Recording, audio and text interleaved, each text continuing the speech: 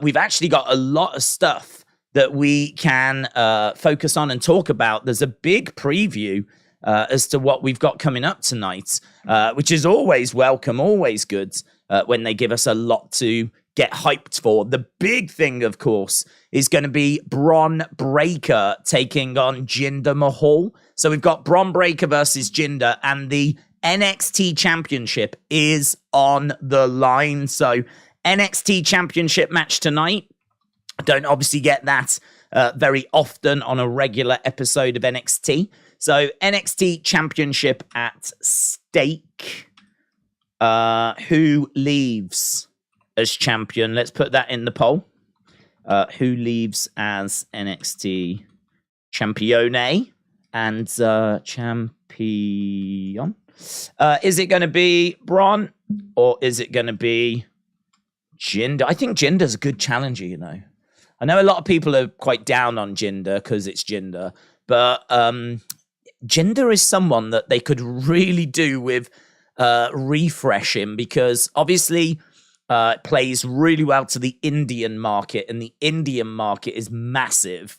And so to have, like, you know, a good, credible Indian competitor, and the fact that we've got Indi coming through as well, like, it just makes sense. It makes sense to do something with Jinder rather than just have him sat in catering. So he's gone down to NXT. He's now with Indi, and now, like, they're seemingly pushing him quite hard. It's not like he's gone down there and he's just like faffing around with JD McDonough, right? Who's a perfectly acceptable wrestler, but I like the fact he's gone down there and straight away he's in there with Bron Breakker. And honestly, if Jinder was to win, carry that title, I mean, if Jinder wins the NXT Championship on a global scale, that's big news, you know. That's going to play very, very well in India. That's going to play very well. So, yeah, I'm kind of excited for this. It does feel like Jinder is a bit of a sleeping giant as a result of his fan base. And, you know, it's going to be interesting to see what they do. I don't think the belt will change hands tonight. I don't think we're going to do a new champion tonight. But Jinder could win the title. It could be a case that they've got plans for Bron to go up and Jinder will hold the belt in the short term. It could be that we do something along those lines. We saw Dolph hold the belt just last year, for example. We've obviously just had the New Day holding the tag belts. Mandy Rose went down to NXT. She was obviously women's champion for like a year or so. So it's like the idea of Jinder being NXT champion is really not that far-fetched at all. It's the biggest question is, would they do it on an episode of NXT, or would they save it for a pay-per-view? I would imagine they would save it for a pay-per-view.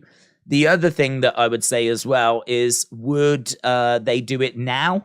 Because my guess is that if they are going to call it Bron, it'll probably be after WrestleMania. So, you know, you probably wouldn't have him lose it now. You'd have him lose it closer to the time. So things are definitely pointing towards Bron retaining, but it doesn't mean Jinder can't get it eventually. So I don't know. It's interesting. It's an interesting one. Bron Breakker, Jinder Mahal, NXT Championship match tonight.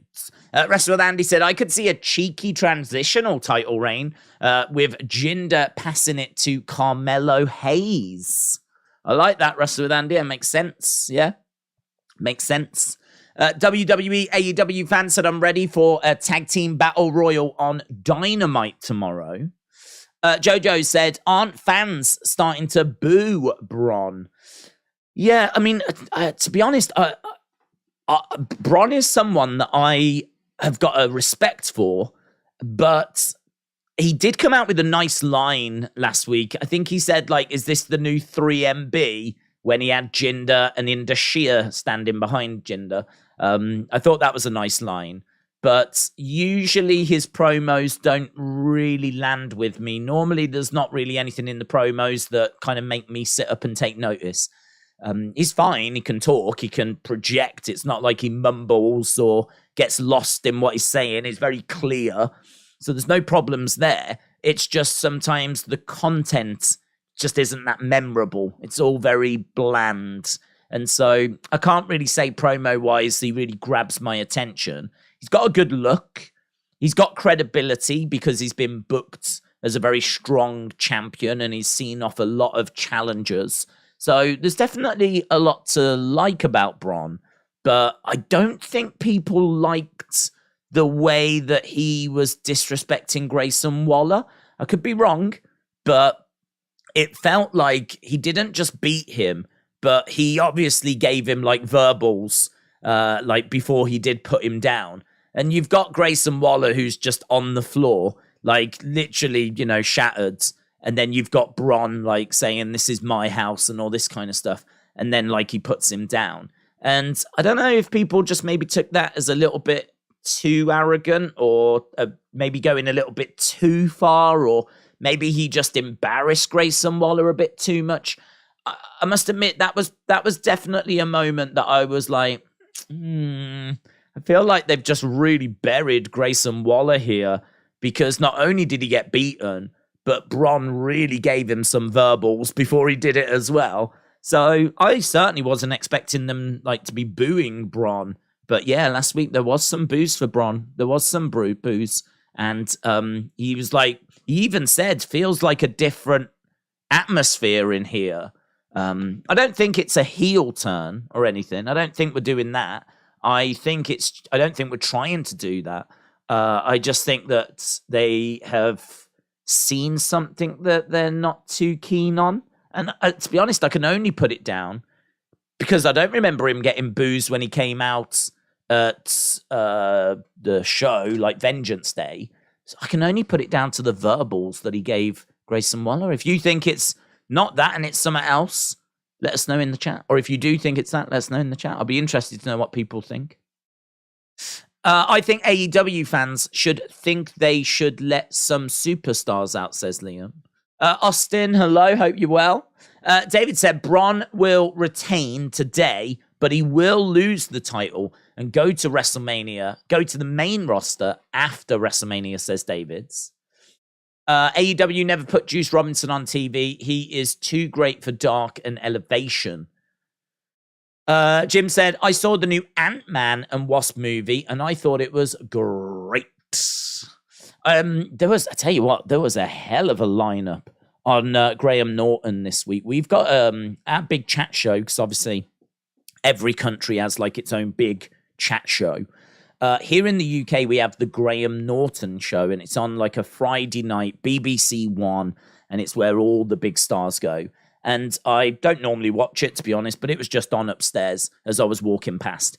And on it was like such an amazing cast of like names. And it had like the Paul Rudd. Is it Paul Rudd that's in Ant-Man? It had the Ant-Man. The Ant-Man was on it, so he was on it. I think it had Dame Helen Mirren. She was on it. There was, I think, Michael Douglas was on it. Like, honestly, it was like this incredible 5-6 person lineup of just like some of the world's biggest actors. Oh, and it was like, my God, that is an amazing lineup of guests.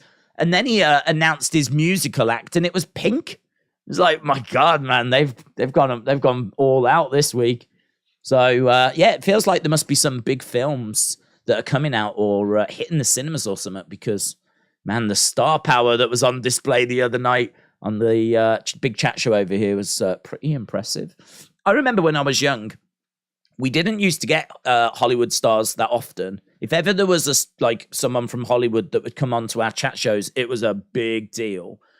We just never used to see them all that often, to be honest. Whereas now, I don't know if it's like to do with how like cheap flights are like these days compared to back then. But we tend to get people coming over a little bit more now to promote films and everything, which is obviously really cool.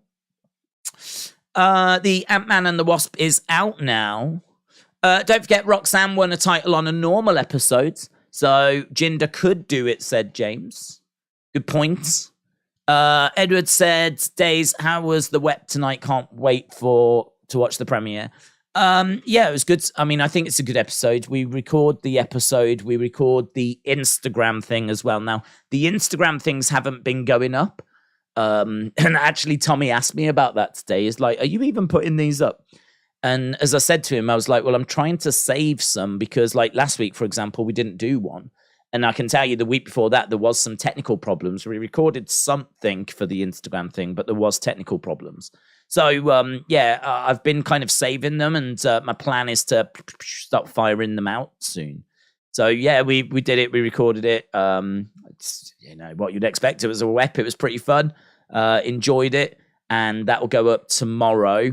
And we also got the Instagram thing recorded. As we said, they'll go up soon. John said, how do you introduce Switchblade Jay White to casual fans if he goes to WWE? That's a really great question, and one that I kind of briefly touched on in a video I did earlier. So I did a quick video earlier about the golden envelope, what could be inside. And we did touch on Switchblade because there are a few people thinking that Switchblade could be connected. I don't know that he is. Because, again, people aren't going to know who he is. Like, we know who he is because we obviously have seen some New Japan. We've watched the likes of AEW where he featured with Forbidden Door. If you've been watching New Japan for a while anyway, you'd be aware of him.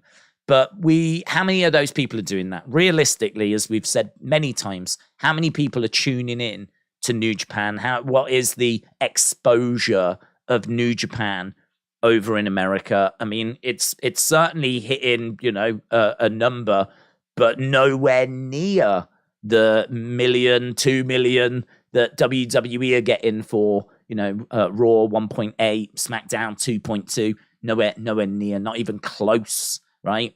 So Switchblade, if he came in, there would be a lot of people that are like, who's this, right? You'd have some reaction in the crowds, but there would be who's this kind of a thing, right? So bearing that in mind, how do you bring him in? Do you put him down in NXT? Because if you do that, it's a great boost to NXT because we can't escape the fact that NXT needs ratings. I mean, it needs ratings. It's a show. It's a show that's on TV. I know that it is WWE's developmental, and I know that it might be seen as disrespectful to put Switchblade down there. But, it can't be any more disrespectful than when they did it to Nakamura, right? I mean, Nakamura was a former IWGP champion, had main evented Wrestle Kingdom. He still got sent down to NXT. Again, very similar reason, because people that watched New Japan at that time were aware of him, but many people that didn't weren't. So, same with Kushida. They did the exact same thing with Kushida. Same with Asuka. I mean, if you know anything about Japanese wrestling, you would have known the name Kana. They put Asuka down in NXT. So, and all of that was when it was on the network. All of that was when it wasn't even on TV. Now it's on TV on the USA network. The battle for ratings, even though they're not up against AEW now, is very real. It's a very real battle. Like, they are battling to get people's attention. Putting Switchblade down there, NXT is more of I would say, a hardcore wrestling fan base kind of promotion, because you've really got to like WWE to care about the stars of tomorrow. Do you know what I mean? Like, you've really got to be a hardcore fan to even care. Like, a lot of people will just watch the stars of today. The stars of tomorrow can get my attention tomorrow. I'll just focus on Seth Rollins right now, thank you. So on. So, I don't know. I think it's really difficult. Switchblade, do you bring him in and put him down in NXT, give him a little run there? He wouldn't be in there long. But you just, I don't know, bring him in after WrestleMania, keep him in there for the rest of this year, and then, have him debut on the main roster at the Rumble. Do something along those lines. Or maybe even you do a little something around Survivor Series, and we actually see him getting involved with someone on the main roster, and we go about it that way. Certainly it would not be 2 years, 3 years that he'd be in NXT. But could a little run in NXT just get him familiar or get him over with some of the fan base and train him up with the WWE way? I mean, don't forget, he's coming in from New Japan. That's very different to the WWE way of doing things. And so do you put him in NXT and just as much as people aren't going to want to hear it, just tweak him a little bit, like, point him in more of the WWE direction. Like, this is how we do things type situation. So I can see a real argument for doing that. Or do you just pull the trigger, put him on the main roster, and even though it could be a little bit like Bronson Reed, we've got to say Bronson Reed's a bit cold at the moment. They're pushing him. They put him in the Elimination Chamber, and, they're making him look like a beast. He had that moment where he had, I think, Seth and Johnny Gargano on his shoulders and did a double Samoan drop. Like, do you, even though he might be a bit cold, put him on the main roster, build him up, have him like in some great matches and, go about it that way.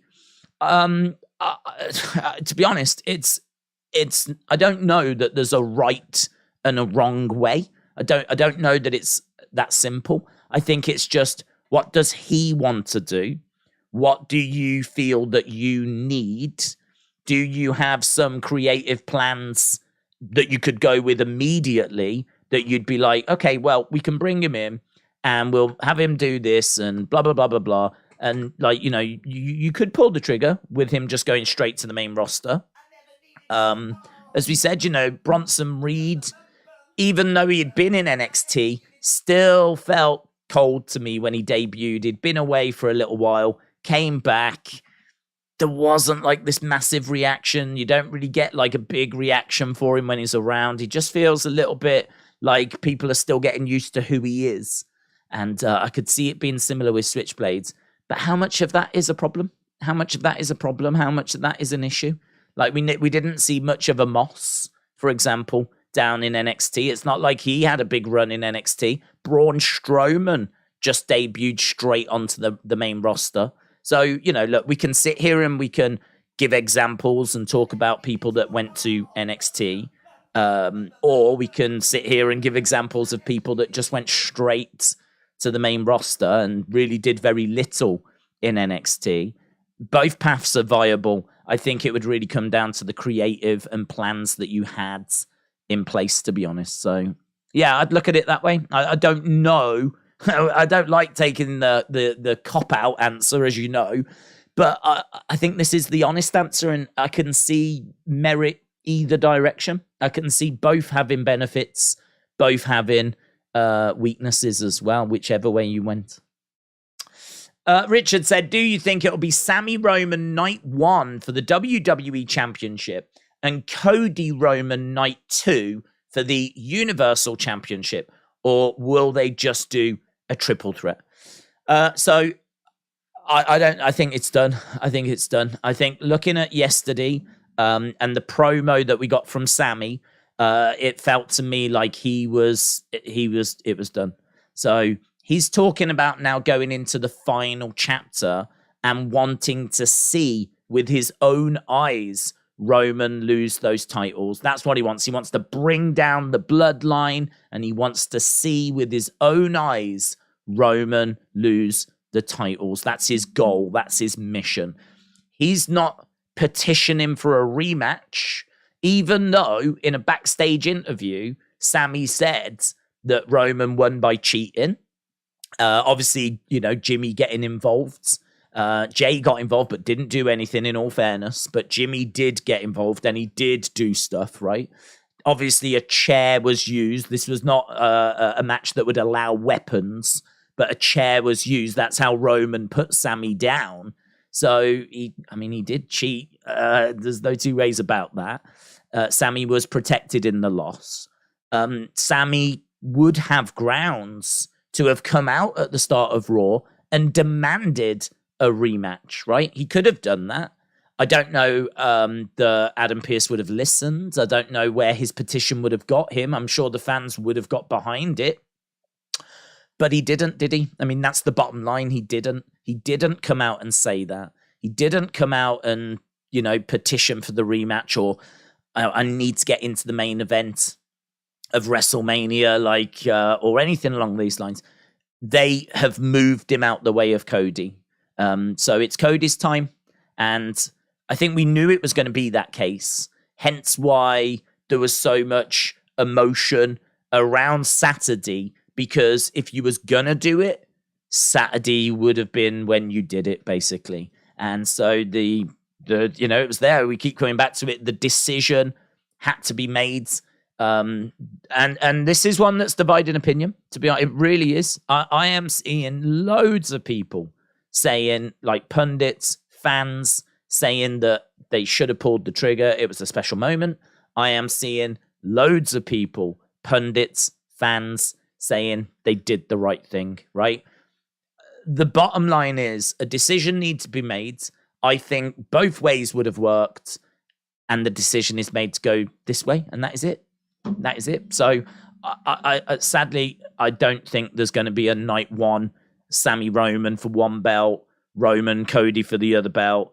I don't think there's going to be a triple threat. I think the plans for Sami are the tag match now.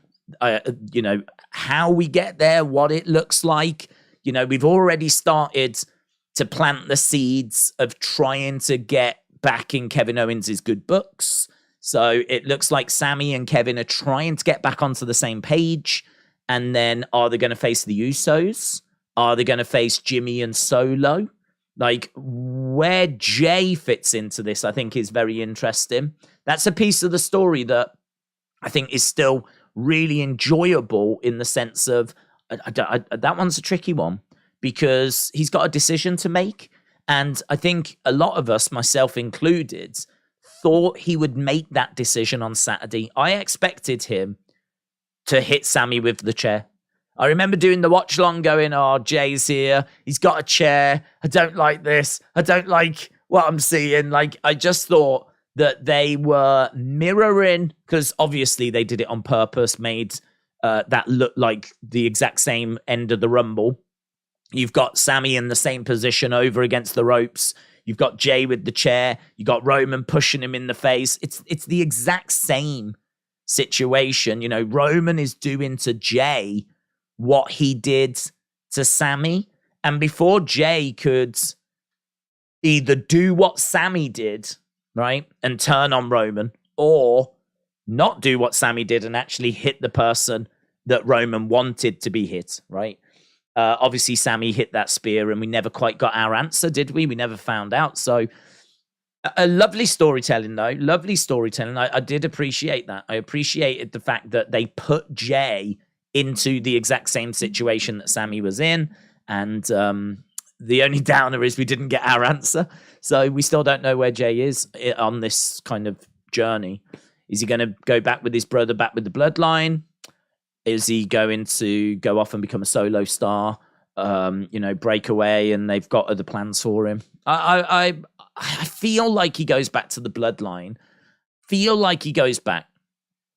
I think that Jay being a solo star would be interesting, but it's crowded in it. I mean, it is crowded. It's crowded. It's going to be hard for him to be a solo star. I think that he would be he would have a bit of a Wesley feel about him, in the sense of he is, in my mind, a tag partner. Like, I look at Wesley, and it's taking me a while to see him as a solo star. I still see him as being one half of MSK. Matches like he had at Vengeance Day are going to help, though, because I really enjoyed that match. And matches like that will definitely help change my perception. But going into Vengeance Day, and still a little bit now, I'm still struggling to not see Wesley one half of MSK, which, he will shake off eventually. It's just going to take time. And Jay would be even worse, to be honest. Jay would be even worse, because I only know him as one half of the Usos. So for him to be a solo star, it would take a bit of time in order for him to shake that off, and for him to stand on his own 2 feet, and for him to be just Jay Uso. And as we said, not only that, you've got a very crowded men's singles division. it's going to be very hard for him to stand out when you turn around. You're looking at Finn Balor, you're looking at AJ Styles, you're looking at Seth Rollins. There's people that want to see Montez Ford go off and have his singles run as well.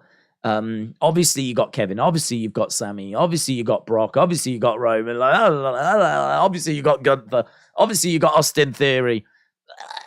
Do you know what I mean? Like, it's going to be hard, man. He is.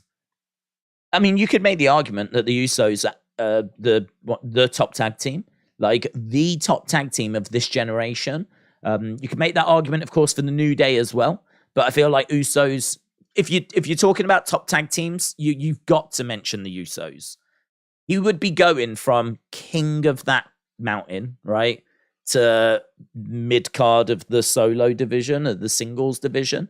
Solo Sikoa is another one you'd have to contend with as well. Although, that could be pretty fun. If we did get Solo against Jay, that could be pretty fun down the road. I don't know. It's a tricky one as to what you do with him. It's a tricky one. If they feel like they've done everything they can with the Usos and Jay really fancies a solo run, why not have a look at it? We know that he can. I mean, he's great. He was brilliant when he was in that feud with Roman. Didn't see anyone saying that they didn't enjoy that. So he was great in that feud. So why not? I don't mind seeing it and giving it a go. I don't know if it works. It might work. I don't know that it works, but I certainly don't mind seeing it and giving it a go. But that is another little wrinkle in the story, definitely. But yeah, bottom line, just to get back to the original question, is we move on from Sammy in the top of the cards. Antonio, Pagan Wrestling, AP Dub, shout out to you, said AEW, WWE Interpromotional Challenge. Yeah, I mean, it's something that's been brought up quite a few times, and I mean, it's not happened. We can't see it happening. Tony has come out and said that he's at war. There's a war going on between WWE and AEW. So literally nothing suggests that we're remotely close to anything like that happening. And I'm sure there's been many a video dedicated to booking dream matches between those two companies, but I it's not a road that I've gone down or seemingly have ever really given much time to, because it's just not going to happen. It's just not going to happen. Not unless the Khans buy WWE. And we've spoke about that, and I just don't think Vince would sell it. I think if the only viable option on the table was the Khans and Tony Khan, I think Vince's ego would get in the way. I really do. Vince is someone that likes to be seen as, the guy. He's someone that has taken out all of his competition. He's bragged about it many times. The idea that his competition was going to be buying him, I just think would eat him alive. I just think it would eat him alive. I just don't think his pride, his ego would allow him to sell the company to a rival like that. I just don't think he would want that to be the end of his story. So I'm really struggling to see how it happens, to be honest. But let's go up. I'm trying to get to as many of these as possible. Don't you dare put Switchblade and a Moss in the same sentence, said James. Ray UK said BT Sport is going to be named TNT Sports in the future. Amos was in NXT. Was he on TV or just house shows? House shows. I don't know that I saw him on TV, but we spoke about him for a bit before he debuted. His name, I never saw him on NXT. I can't say that he never appeared, right? But I never saw him. But I did see him at house shows. And famously, there's him in the ring winning battle royals and taking on two competitors at the same time and standing in the ring, middle of the ring, in like Tampa in front of 200 odd people. And he stood there, his head's almost scraping on the ceiling. He's got his arms outstretched, like he just looks like a monster, because he is. His name was, and I've been told off for this before, but Jordan O'McBean, right? That is his name, and that's the name that he was listed as, because I believe it's his real name. I got told off for it because I've had people going, that's not how you pronounce it. Well, I don't know how you pronounce it, because he was never on TV. So unless you actually heard him being announced at a house show, I never heard it get announced. So I don't know how you pronounce it, right? So if I've killed the pronunciation, I apologize. Equally, I don't really care, because I never heard it. And, it's obviously not the name he goes by now. So Jordan is his name. That's all you need to know. But he was down in NXT. I believe he competed under that name, his own name. It wasn't the Amos name. And then we saw him, I think, first as the doorman. I can't remember if he was in the Greatest Royal Rumble. Now I'm saying that, he might have been in the Greatest Royal Rumble. I know Babatunde was. I don't think he was. But we saw him as the doorman for Raw Underground. I remember that being the first time that he actually got some screen time, and that was on Raw. And I remember doing the watch long going, it's Jordan? They've got him as the doorman? And that was the first time we saw him. And then he was a ninja. Do you remember when they had him as a ninja? We had Viking Raiders against Street Profits.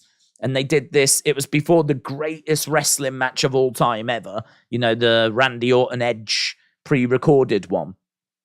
And there was this weird vignette cinematic thing where we had Street Profits going up against Viking Raiders, and they were all outdoors and everything. And at one point, there's a load of ninjas on bikes, and Akira Tozawa arrives. And I remember Jordan was Big Ninja. He was in that as well. I can't quite remember how the Amos character started, to be honest. I can't remember when we first saw him as Amos. I can't remember. Seriously, can't remember. As to how I don't know if it was just he's coming next week, Amos, and that was it. I'd have to go back and have a look. But that's an interesting conversation, actually, because he is looking like he's going to face Brock at WrestleMania, and that has divided opinion. There's a lot of people going, what? We're going to waste Brock Lesnar at WrestleMania.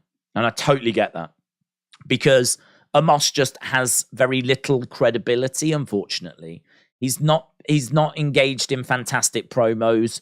He's not engaged in fantastic matches.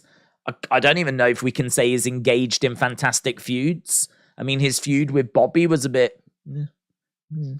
His feud with Braun had some moments to it, There were some moments, but by and large, I think people were a bit like, I just don't think there's really anything to get your teeth into with the Moss, apart from he's really big. He's really big.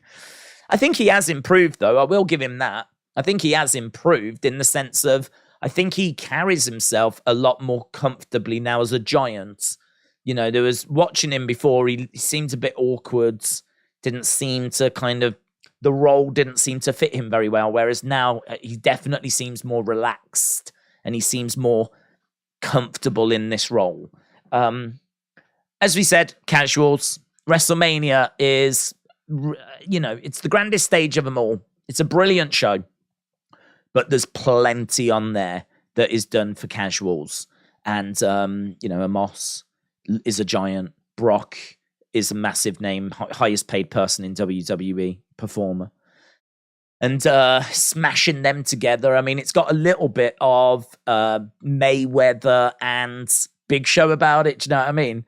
So, that was very sports entertainment. Let's take Mayweather, who's really small, but one of the best punchers in the world. And let's take Big Show, who's really big. And, it's going to be can Mayweather bring down this giant? It was very much done for optics. It was very much done for the look. And it feels like that's what this is as well. It feels like this is being put together for the look. Brock versus Amos. Brock against, in all fairness, seeing them face to face is going to be pretty cool. I will say that. Seeing Brock looking up at Amos staring down. It's just at some point the bell's going to have to ring, innit? At some point, the bell's going to ring, and then we're going to have to watch it. Think of the kids. Think of the kids. Richard, shout out to you, buds. Appreciate the support, my friends. How long have we got? 8 minutes. 8 minutes until we get to this week's NXT. Before I get to Richard's comment, which I will, I just want to quickly run down this card so that people know what's coming up. We have got what's next for Von Wagner. You might remember we had Robert Stone, Mr. Stone, going mental at him last week, saying, "Let me help you." And so it'll be interesting to see what we do with that story going forward. So we've got that. Bron Breakker against Jinder Mahal for the NXT Championship tonight. NXT Championship match coming up. That's going to be exciting.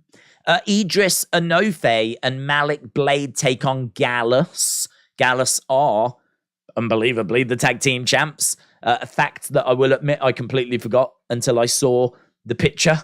Obviously winning those belts from the New Day at Vengeance Day. So Gallus have got the straps at the moment. So them against Edris, Enofe, Malik Blades. I'm guessing Gallus win. Be interesting to see who steps up to them, because their heels, Pretty Deadly are heels. I don't think Pretty Deadly are going to step up to Gallus. I could be wrong. Briggs and Jensen, maybe? Could Briggs and Jensen step up to Gallus? I'll be interested to see what their next feud is. Duke Hudson and Andre Chase are going to take on the Dyads. So they're trying to get revenge for the Dyad and Schism, stealing Thea Hale and putting her through whatever she was put through. So that's good. I'm glad that they're actually doing something about it. Do you remember, was it last week? They were like, she'll be all right. Thea Hale got stolen. And they were like, nah, I'm sure she's fine. I feel sorry for the Schism, to be honest. So it's good that they're sticking up for her now. Then we got Indi Hartwell taking on Jacy Jayne. So we got that match. And then Ilja Dragunov in action. I mean, that's sick, isn't it? Ilja Dragunov. Ilja Dragunov in action taking on Trick Bout It Williams. Richard said, what are your dream matches from any superstar against each other? Mine are Austin versus Punk. Battle of the Monsters, Kane versus Abyss. AJ Styles against Shawn Michaels. Bret Hart versus Kurt Angle. It's going to surprise people maybe, but I just don't spend my time doing that. I think it's probably because there's so much to talk about and there's so much going on just all the time. I mean, we do an hour before Raw, an hour before SmackDown, an hour before AEW, 45 minutes for NXT now because of the Wrestling Escape Pods, but was an hour. And not once have I sat here going, okay, what else can we talk about? We can talk about Cody. So Cody's going to be at WrestleMania. Like, not once have we struggled to talk about wrestling because there's always stuff to talk about. There's always stuff that's going on. So it's a question that comes up quite often, and it's a question that I struggle to answer because I've just never given it much thought. But the go-to answer as to like dream match, like kind of thing, the one match that I always wanted to see, and I'm gutted we never saw, is Undertaker versus Sting. Because as I was growing up, Undertaker has always been the Master of Darkness. He's always been that eerie persona, eerie character, right? Mind games, spooky, all this stuff, right? And on the other channel, on WCW, a show that I wasn't really watching at all, right? I mean, WCW, I've really had to kind of bring myself up to speed with the history of that and what played out over there. And obviously, there's been so many documentaries on Attitude Era and all this kind of stuff. You know the path of the title. You know the big storylines. You know, like, what happened when Brett went over, what happened when Hogan went in, what happened when Warrior went over. Like, you know all this stuff. But at the time, I didn't, because at the time, I just wasn't watching WCW. I was very much just, I was quite happy. WWE, I was quite happy, right? And but I was aware of Sting. Sting is amazing in the sense of, I remember seeing him on TV, and instantly my reaction was, I wish he was in WWE. I wish this guy was in WWE. And do you know what? As a kid, a look is worth $1 billion.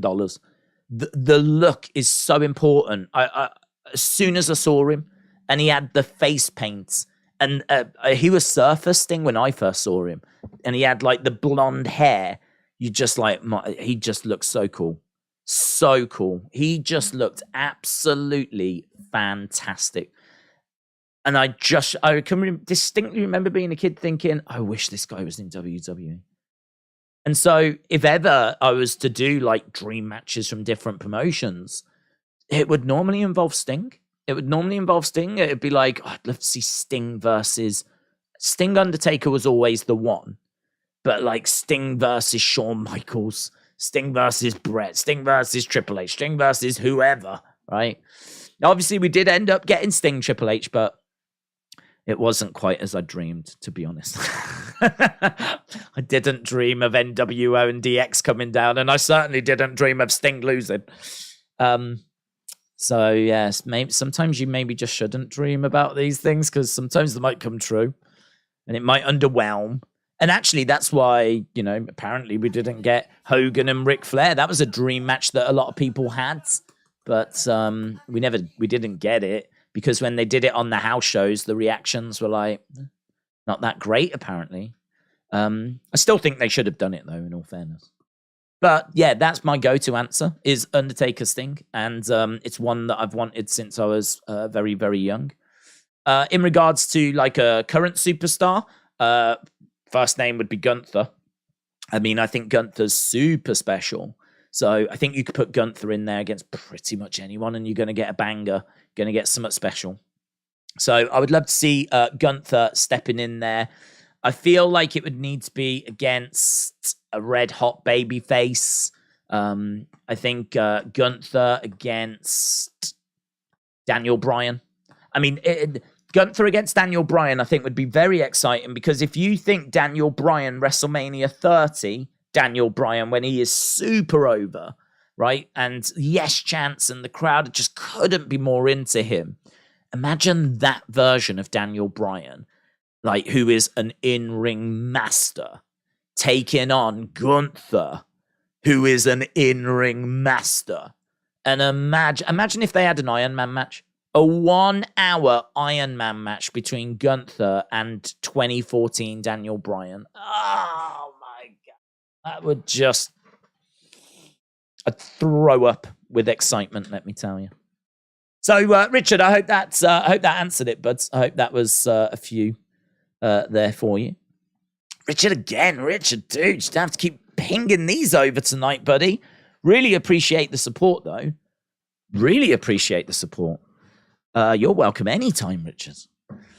They should put Ava Raine in the bloodline as Simone Johnson.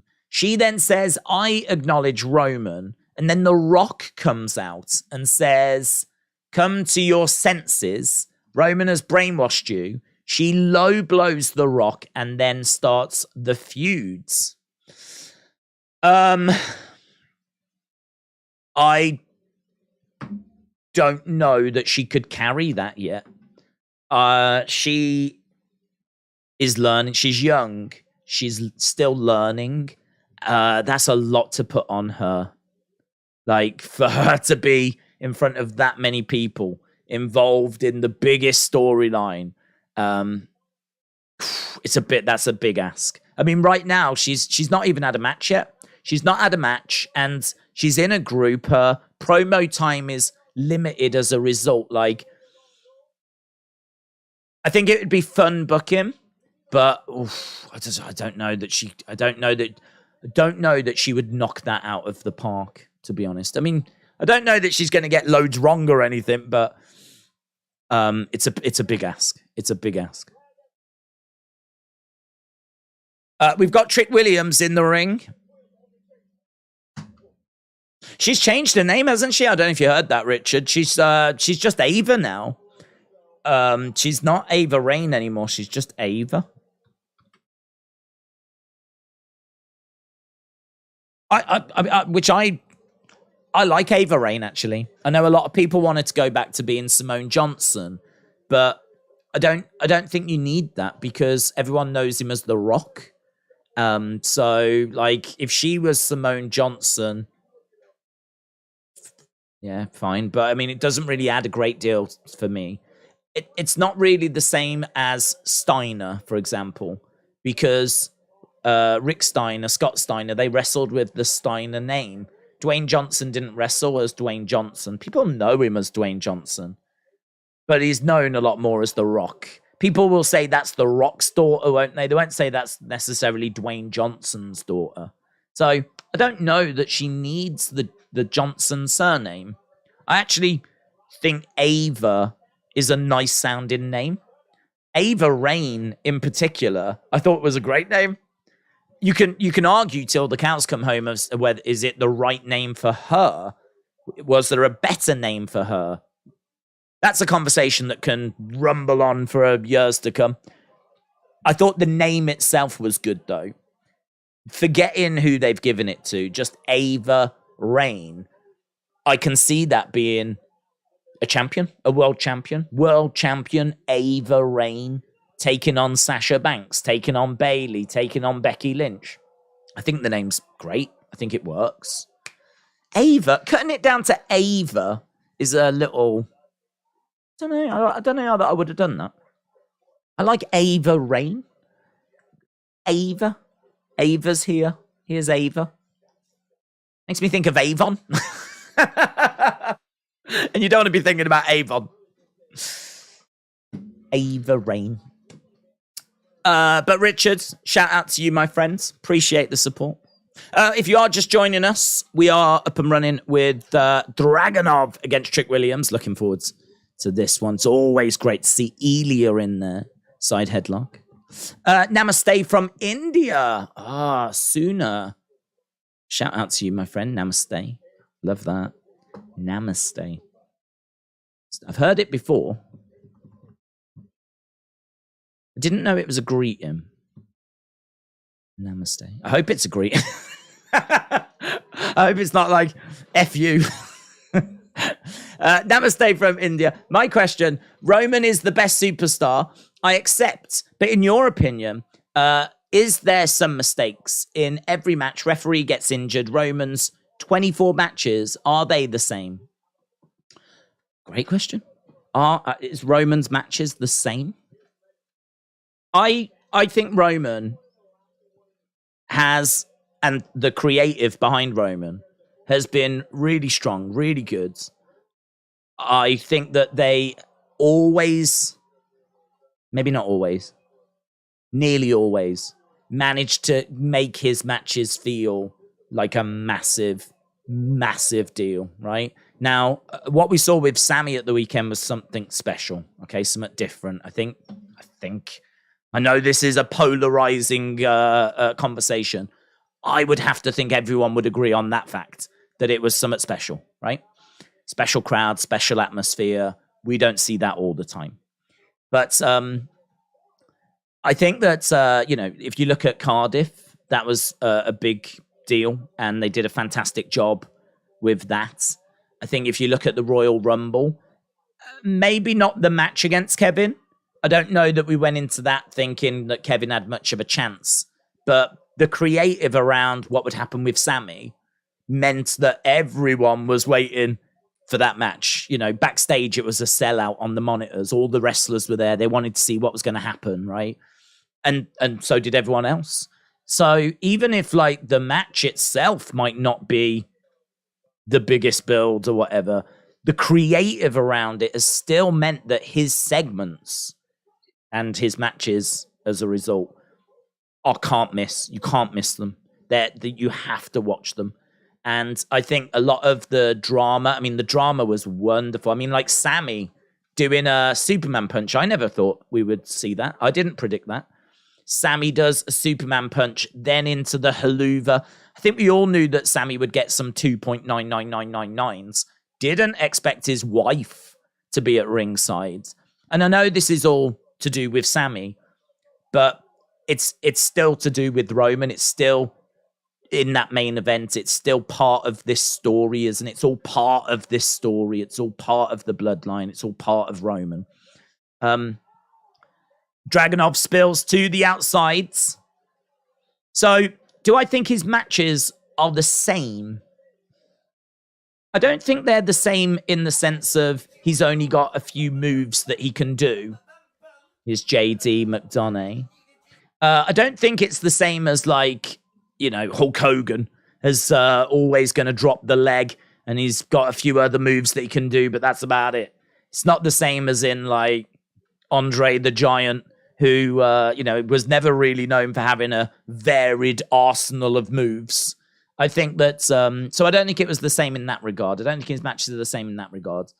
I also think that we've had Roman actually win some matches by himself as well. Not every match has had outside interference, but there are a lot that have had outside interference. Obviously, a lot that have involved the Usos. Some more recently that have involved Solo Sikoa. There are some that he's won clean. There's some that have involved Paul Heyman. I think him cheating is a bit of a bone of contention for some people. Some people think that makes him look weak.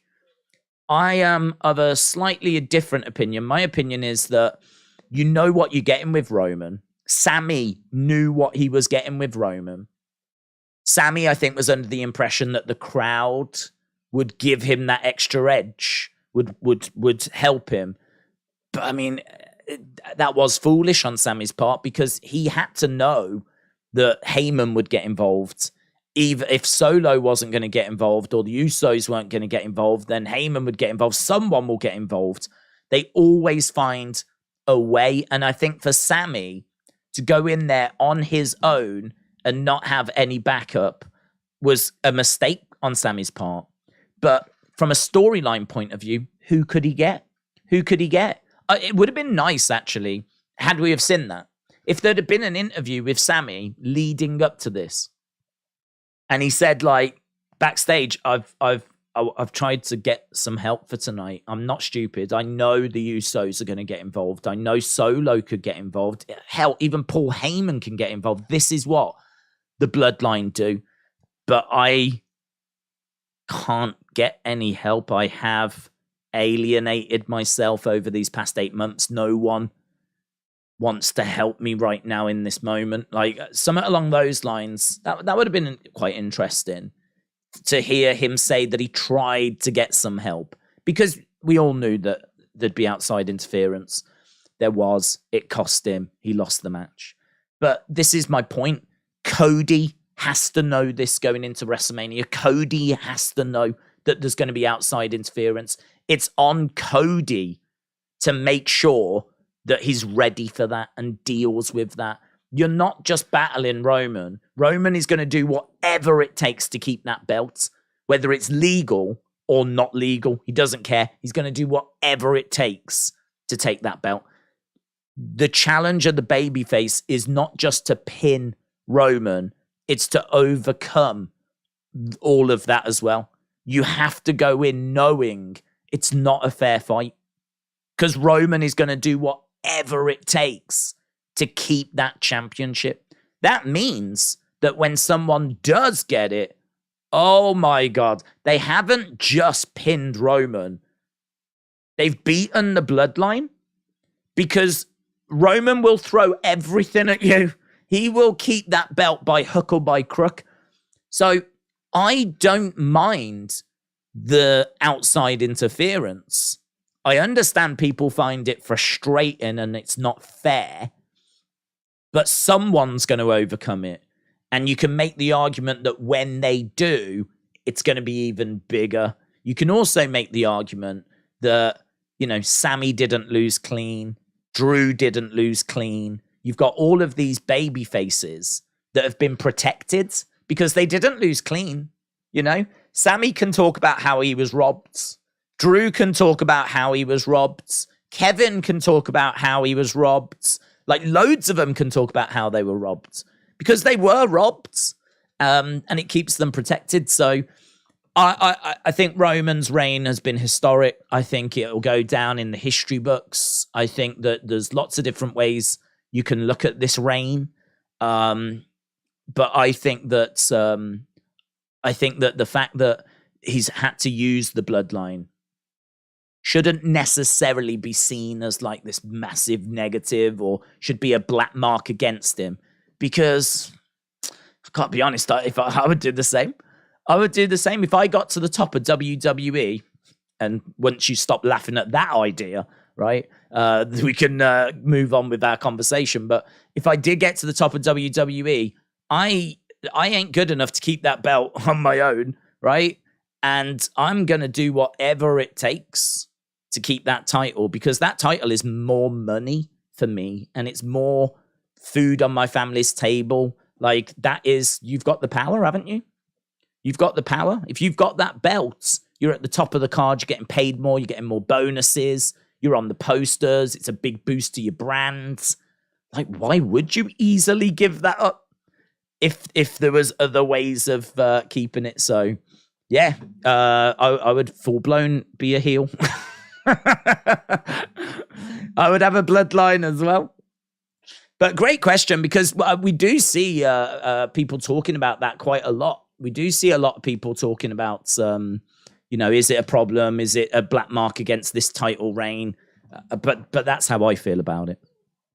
Kick by Dragunov. I know that we've not been paying the closest of attention to this, but we will do. Eric, Defcon, Eric and Jack, Styles Playground. Shout out to you guys. Hope you are well. Says, I'm done with AEW. I'm just going to watch YouTube results.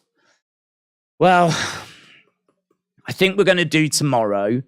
I think we're going to do, I mean, I get it. I've seen a few people saying the same thing, to be honest. I think we will do tomorrow. I think Tony's going to make an announcement. I don't know what that announcement is. The last week was like a record low for them in viewership. I think it was the lowest of 2023. It was 820,000, right? We're not even at 900,000 now. We're nearly 80,000 below that. So we're at 820,000, and it's WrestleMania season, right? We should not be in a slump like this now. It's not December. You know, we've said before, December, people are buying presents, all that kind of stuff. We're not in December. We're 30 odd days away from WrestleMania. We're not too far away from March. There's no American football now.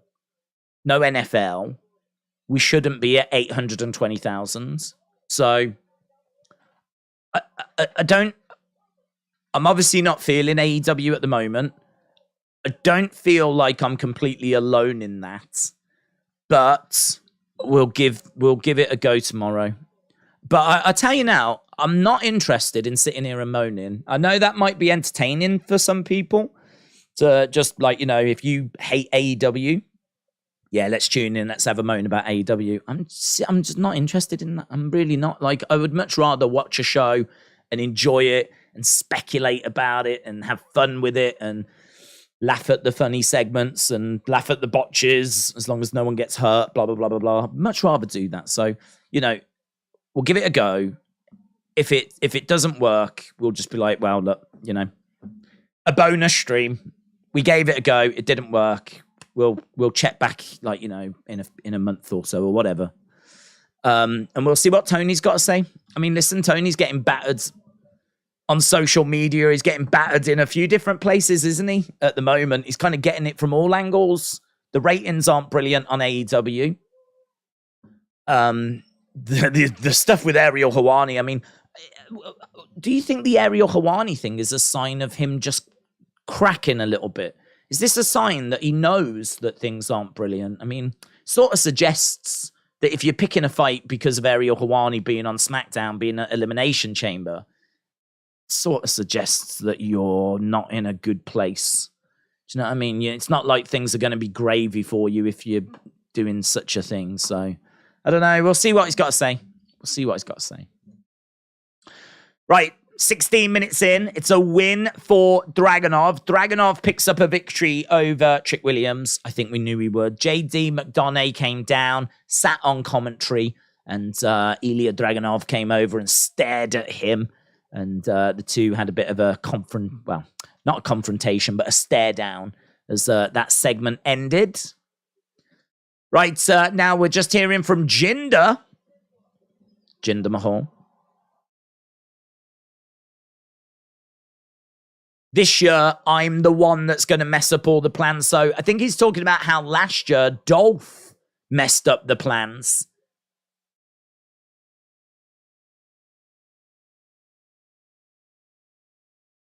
He's talking about being WWE champion.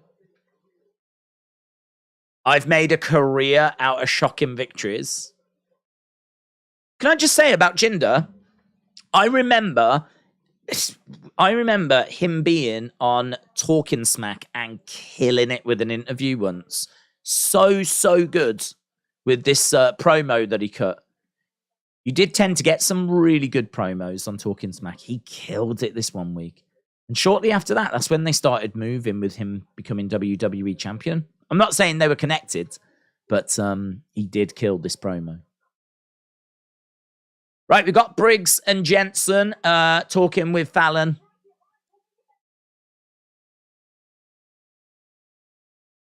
You was wrong, Fallon. Yeah, she's really messed it up. I should apologize to Kiana, said Fallon. Okay, so Fallon has gone to apologize to Kiana James. And at the moment, Jensen isn't picking up the phone, of course. Jensen last week went in for that kiss.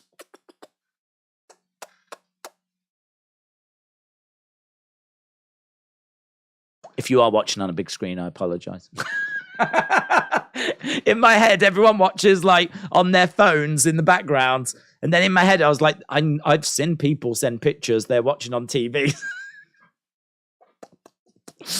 But, yes, of all the moments for her to step in, say something, she couldn't have said it during the date. Oh, no, it's got to be the bit where they kiss.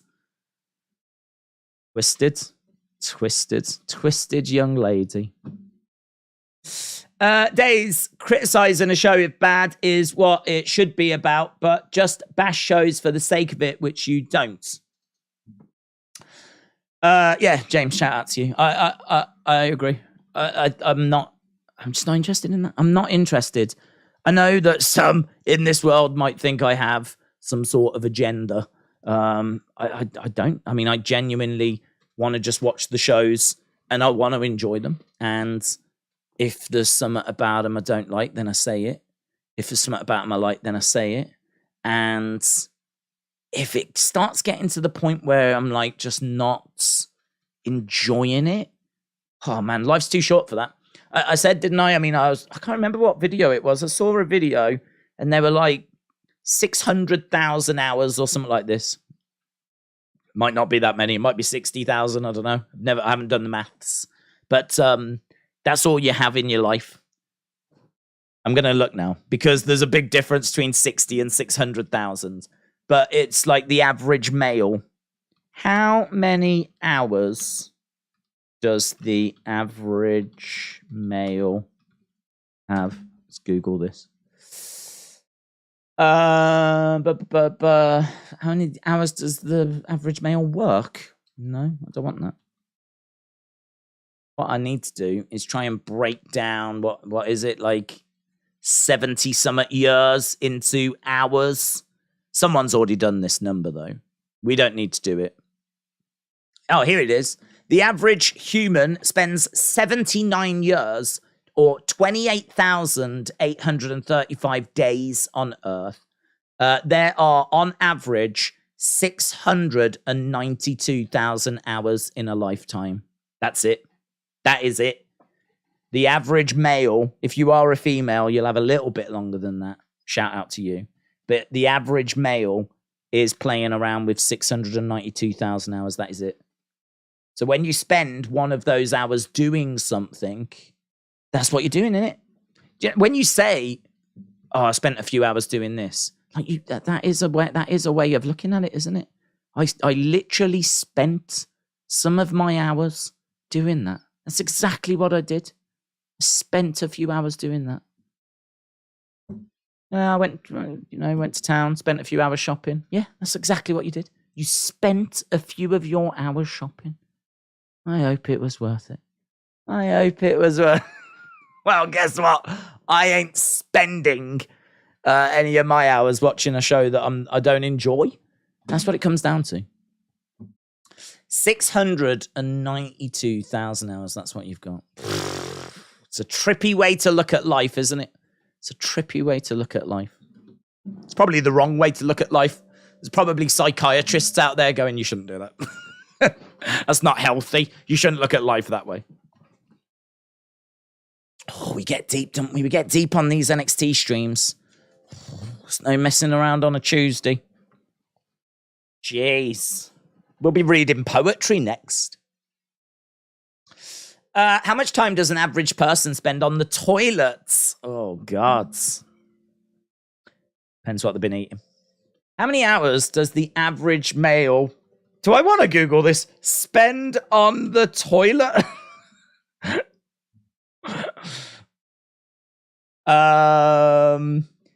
Men spend an hour and 45 minutes every week. According to that, an hour and 45 minutes every week. I don't know if someone's worked out what that would mean in a lifetime. I'll let you guys work that out. Here's Miko. Miko putting some women through their paces. Push up.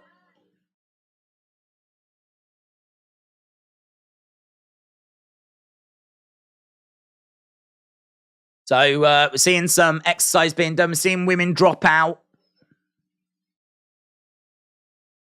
Women carrying women. No, she's done. She walks off. Here's Roxanne. She's going to do it.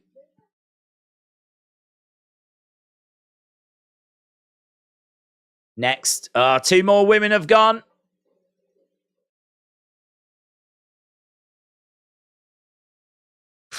God, that would suck, man. 1,000 squats.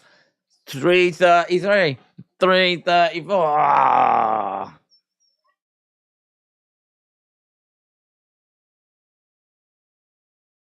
Roxanne's done it. All these other women have dropped out. Arigato. Arigato. Where you going? That was warm up. That's exactly what she said as well. That was just a warm up. To be continued. Miko sat at the final boss. 92 days over a lifetime on a toilet. 92 days on the toilet. What's that in hours? What's 92 times 24? Shout out if you can do that in your head. 92 times 24. 2,208. Actually... Oh, hang on. 92 days of your life on the toilet. 24 hours. So that's 2,200 hours. It's not that bad when you think you've got 690-odd thousand hours. 2,000 on the toilet. It's not that bad. Here's Tyler Bate.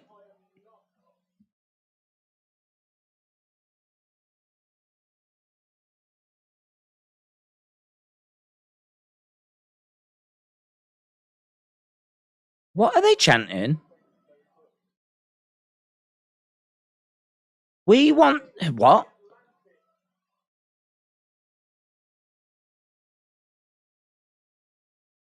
We want something. No, we don't. What are they chanting?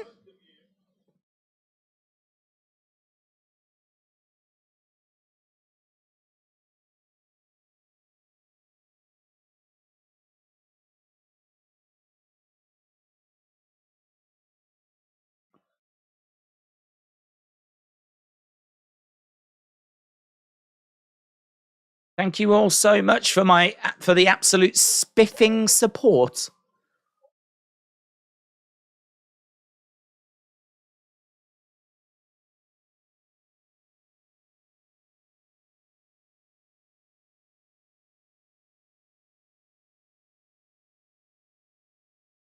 He believes in timing.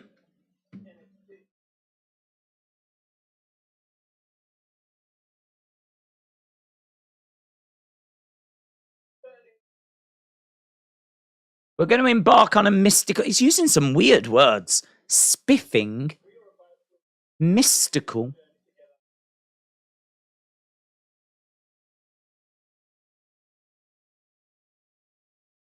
Where is Dragon Lee? Don't know.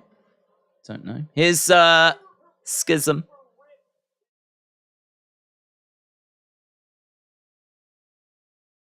We couldn't help but hear what you are saying. In some ways, you and I are kindred spirits.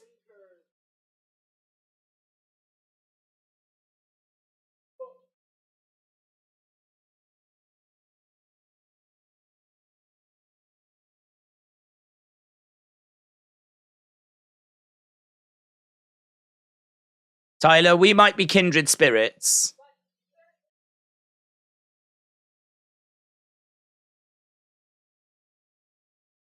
Okay. I remember when this first done Bait match happened, I thought Bait would be a big star. I think he suits the short hair more.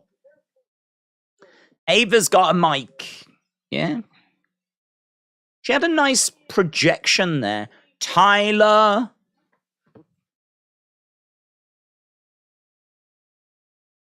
Oh, don't know if like Tyler's got like this bit of a weird gimmick. Have they given him a weird gimmick, or is that just like what he's like?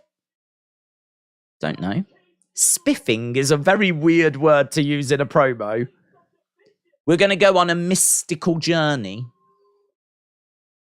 He was kind of pacing around as well, rather than just like planting himself, looking at the camera, looking out at the crowds, whatever. Like he was actually walking back and forth, which I thought was kind of interesting. Again, bit different. He's surrounded at the moment. This isn't spiffing, is it?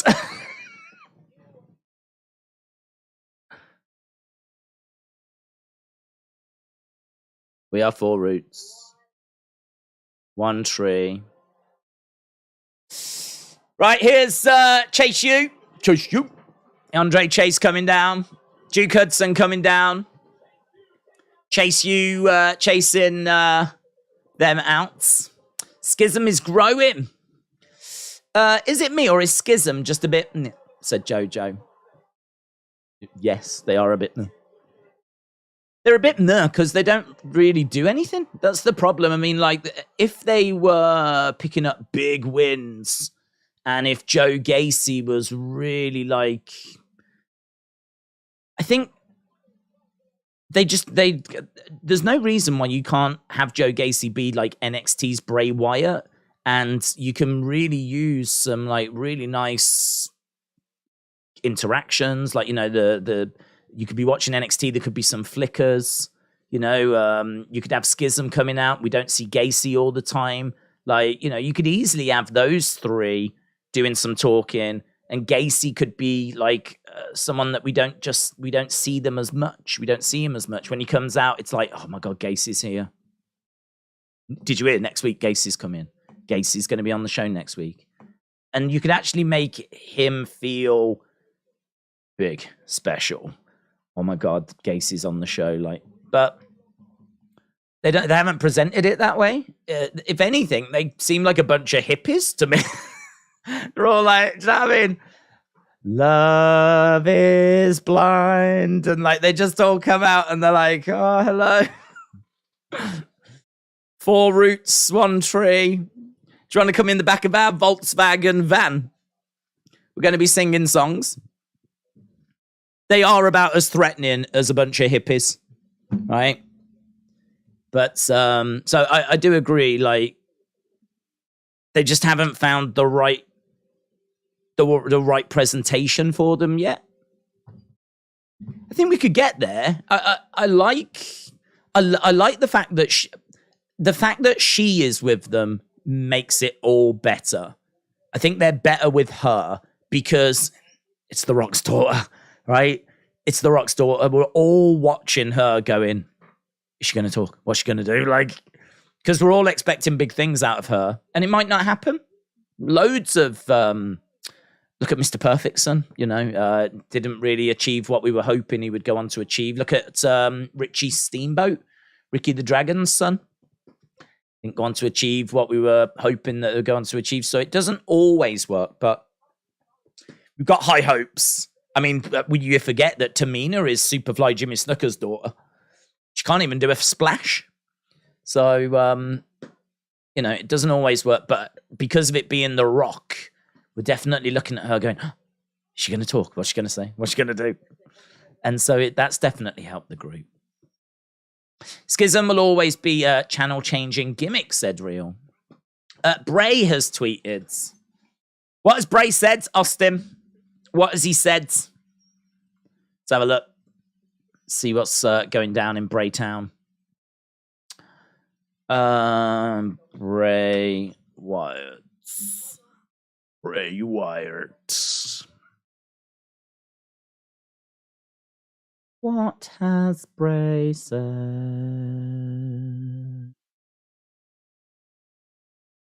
Oh man, the search is just never that great.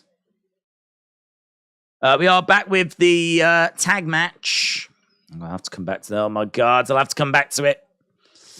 What has he said? People are saying he's tweeted, but what has he said? I'll have to change this over and go back. Chase U versus Dyad. That's what we've got right now.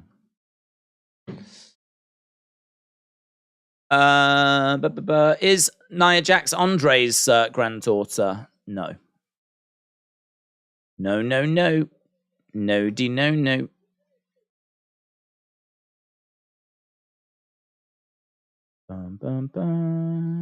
he is. There you are. He has tweeted music from the Voids. Did my best. What's this? Is this something to do with Code Orange? Thank you. I don't want to play it because it might be like copyright, might be music. But it's a link to a video. It said Bray Wyatt did my best. What is it? The girl on Chase U is kind of bad and blur, said Johnny. It's a YouTube video someone made after Bray was released. It's a compilation of Bray moments. Oh. Well, he's saying full circle.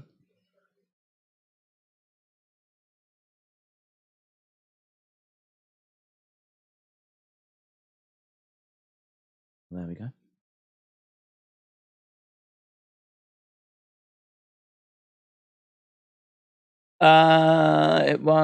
It was even in a much better time slot. AEW Rampage 287.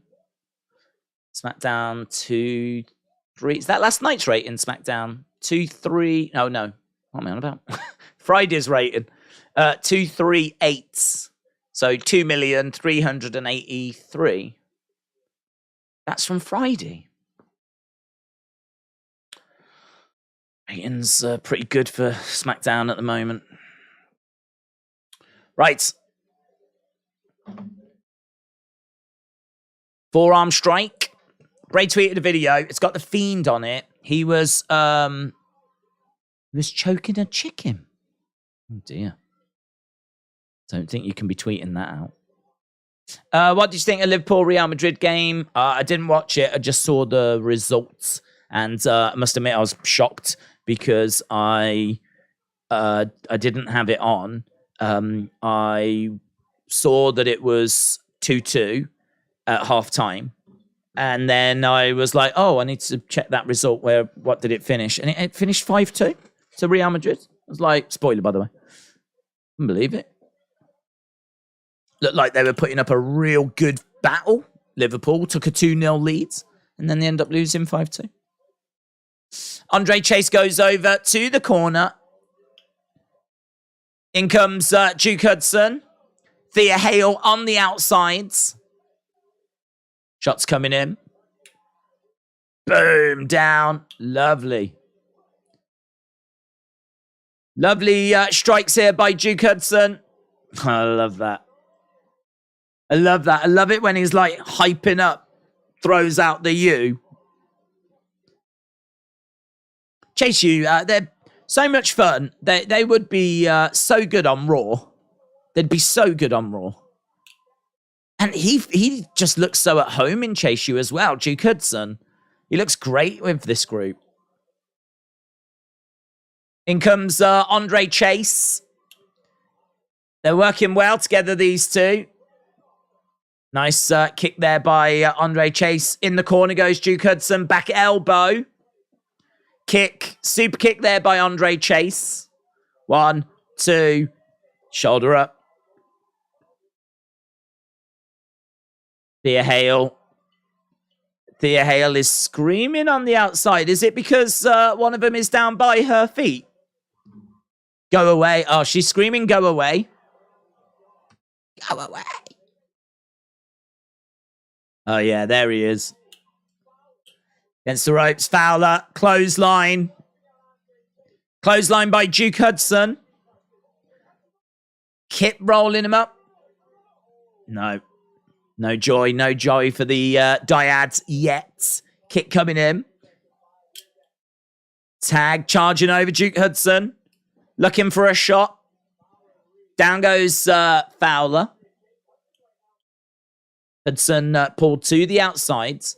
Forearm strike. Lovely suicide dive.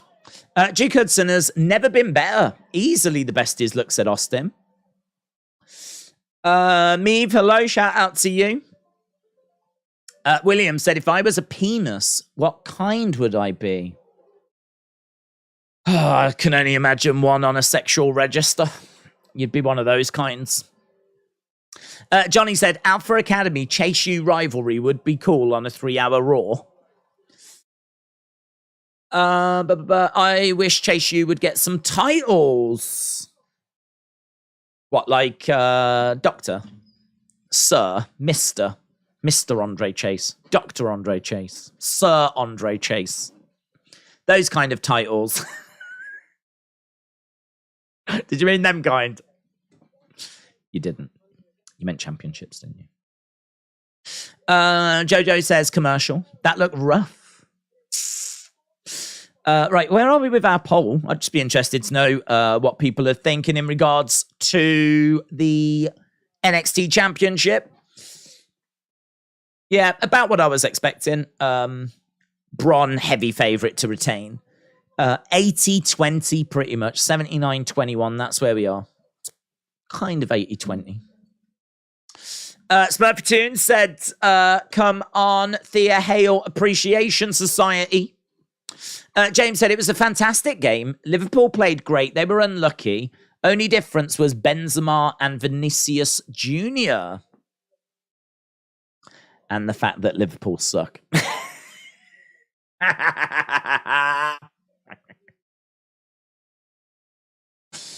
You know me, guys. I don't like throwing shade. 24 hours later, Daze, I still feel sorry for Nikki. I know, man. Oh, God, that was so good. Oh, I know. I know. Same. So lovely. Oh, God, the way she delivered it was perfect as well. Absolutely perfect. You know, she seemed embarrassed by saying it. She had to, like, look away from the camera. And all my friends have left me, and I'm all on my own. I've got no one around. And then, oh my God. Oh, I think we all just wanted to find her and just hold her close. Oh, God bless. How are you? I'm doing great. Now that I'm on the stream, said Killer Shot. Shout out to you, Killer Shot. Appreciate it. Appreciate the support. Yeah, I'm doing good, man. I'm doing really good. Feeling excited for tonight. I thought the card for tonight looked good. It's always fun seeing the likes of... I just think when you look at the card and you go, Ilja Dragunov. Love Ilja Dragunov. Indi Hartwell. We all love Indi Hartwell. We still remember her from The Way and Index. Got good vibes for her. She's taken on Jacy Jayne, who has got quite the momentum at the moment. Then you look at Chase, you, and love Thea Hale. Love Andre Chase. Duke Hudson's killing it. Amazing. Aegis Enofe, Malik Blade, Gallus. Could leave it. Bron, and then NXT Championship match, Bron Breaker against Jinder Mahal. You go, oh, even if the champ's going to retain, like, it's not often you get to see the NXT Championship defended on a normal episode of NXT, so lovely. And then you add in, like, you know, we've got the story going on with Fallon and Kiana, and we've got that. What's going to be next for Miko and Roxanne? What's going to be next for Von Wagner? And what's happening there? Just feels like there's a few things going on with NXT at the moment. So, must admit, Tuesdays. Look forward to. Inverted Atomic Drop by Andre Chase.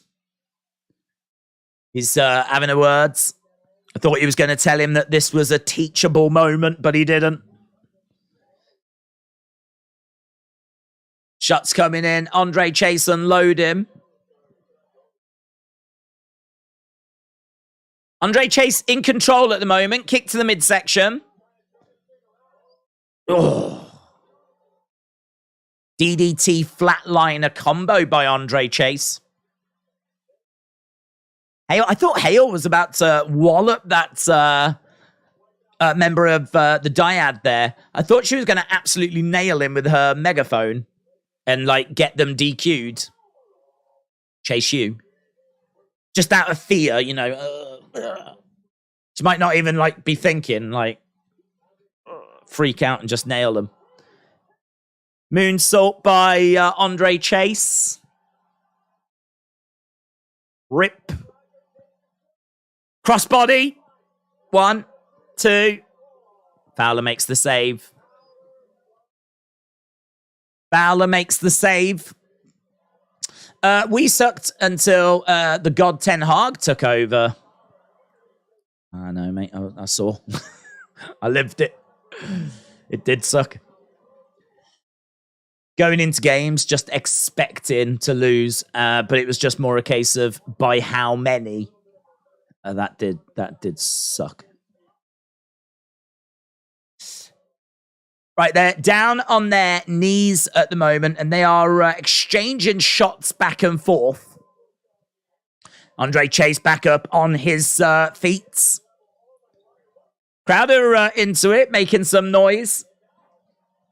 Shots coming in by Andre Chase against the ropes. Reversal. Good Russian leg sweep.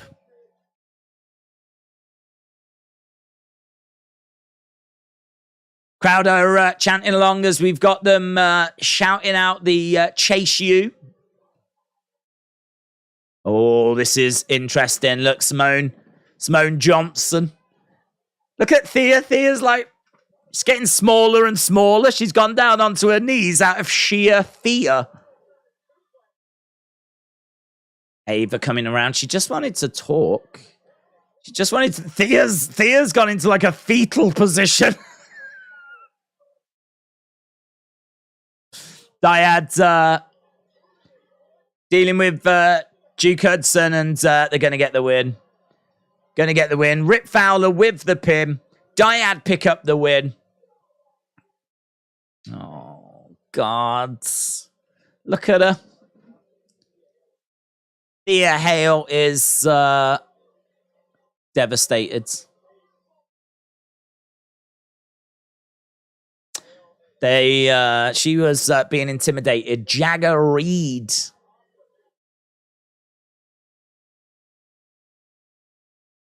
Getting suplexed. Dyad win. Boo, Schism win. I hate seeing Chase U lose so much. I feel like Nikki Cross now.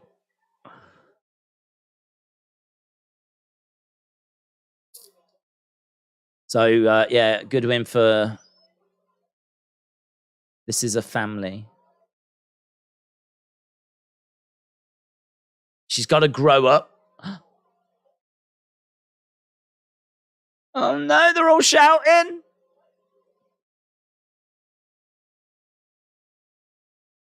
Is this a university or a charity? She needs to grow up, said Duke Hudson. Boo! It's not my fault.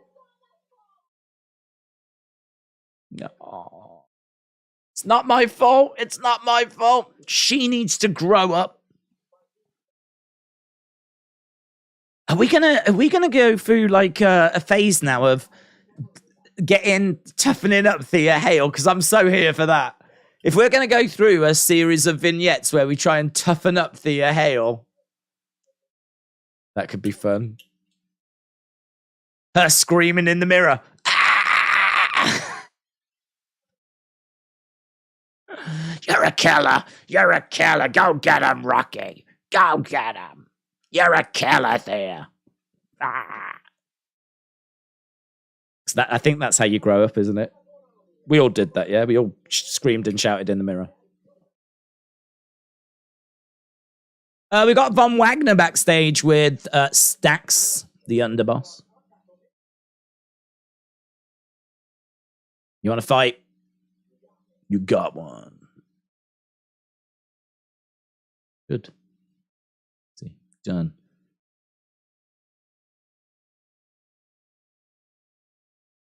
He's still not listening, is he? Mr. Stone was like, what, you're playing into their hands? And he was like, shut up. Yeah, what's this? Ham Walker is not my friend.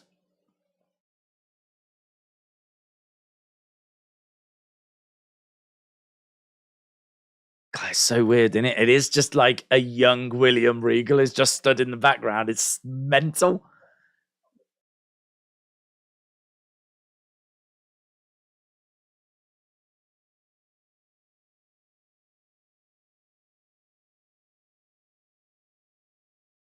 Ham Walker is a nice guy. To be successful, you can't be afraid to rip limbs.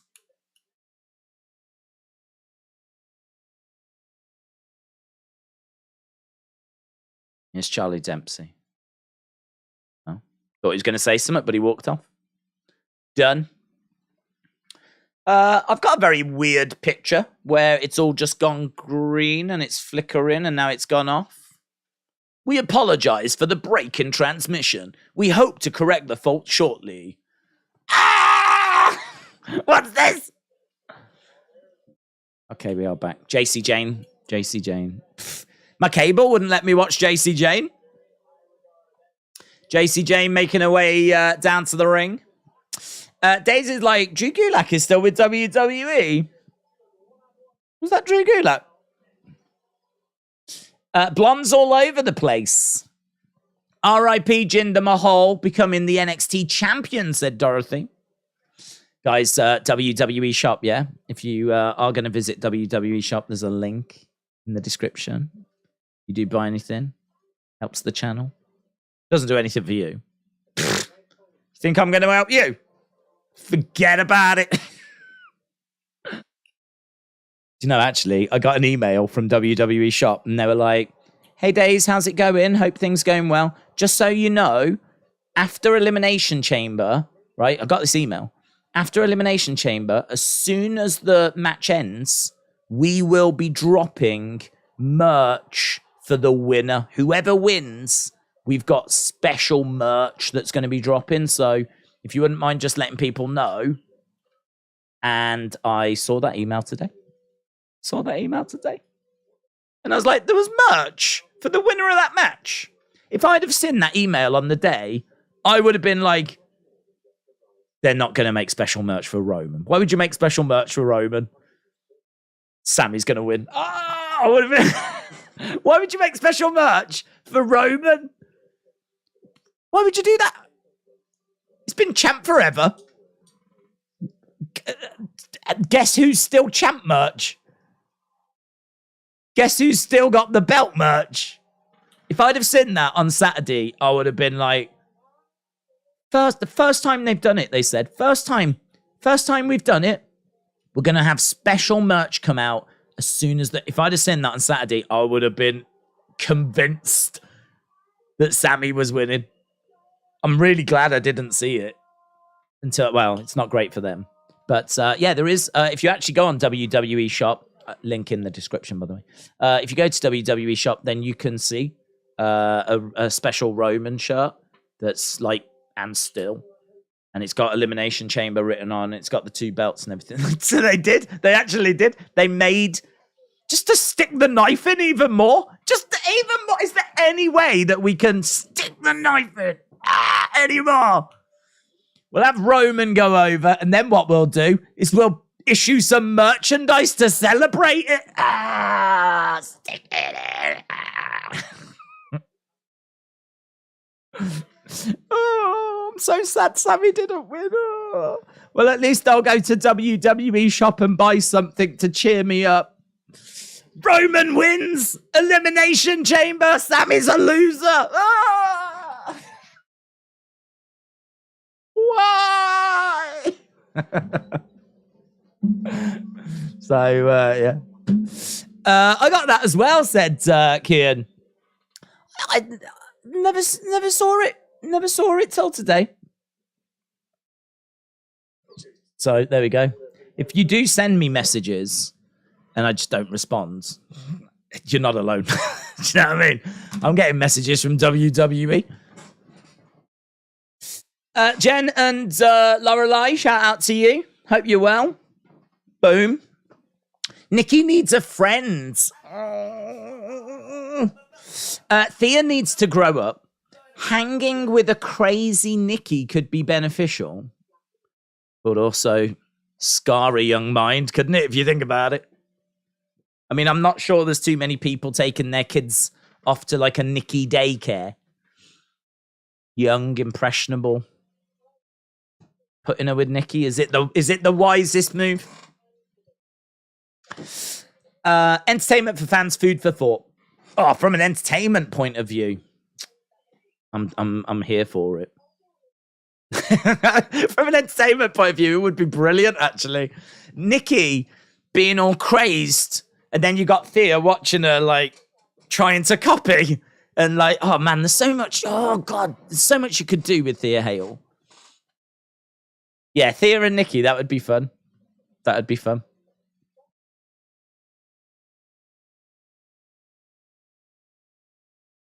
We're seeing Solruka.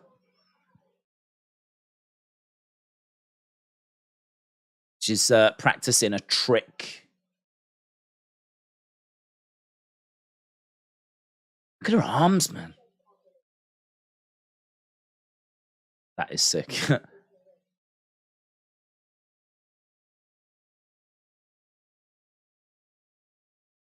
They're doing a really good job, you know.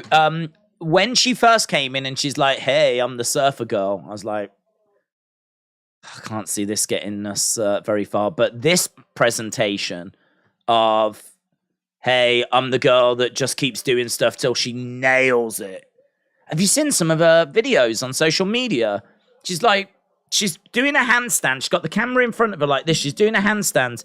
And you can see above her head, her legs like rotating like a flipping helicopter just above her head.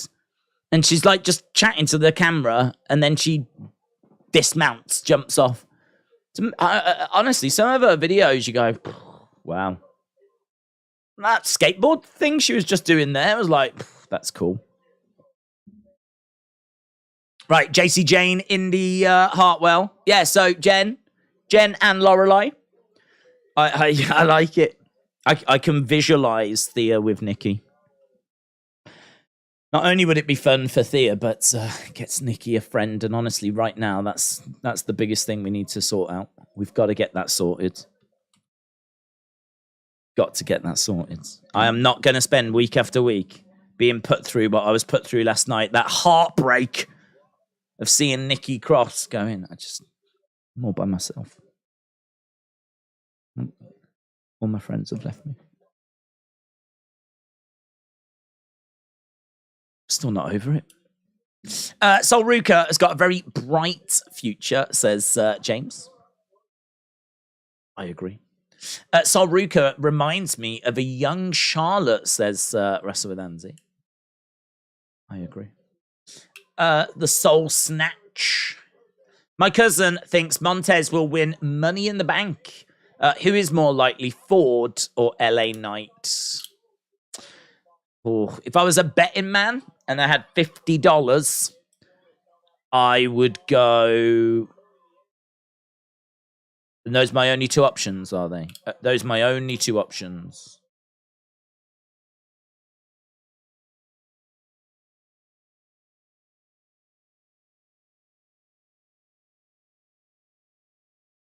LA Knight. I'll tell you why. First of all, I think we are looking at Montez at the moment, and I think we are really thinking about having him go solo. But having him go solo, I think he could get into Money in the Bank, right? I mean, he just got into Elimination Chamber, so he's going to be in the shout. I mean, we don't even know if LA Knight will qualify for Money in the Bank, but I think there's a real good shout that Montez could get into that match. But there's a whole world of difference between getting into a match and winning that match. You know, Montez is someone that it's going to take him a while to get going as a solo star. Like, the thing with Money in the Bank is you can hold it for a long time, 12 months.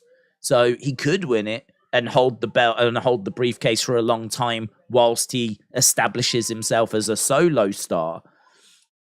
But I just think that it might be a bit soon. I just think, is that the likely option? Is that the likely path that they're going to go?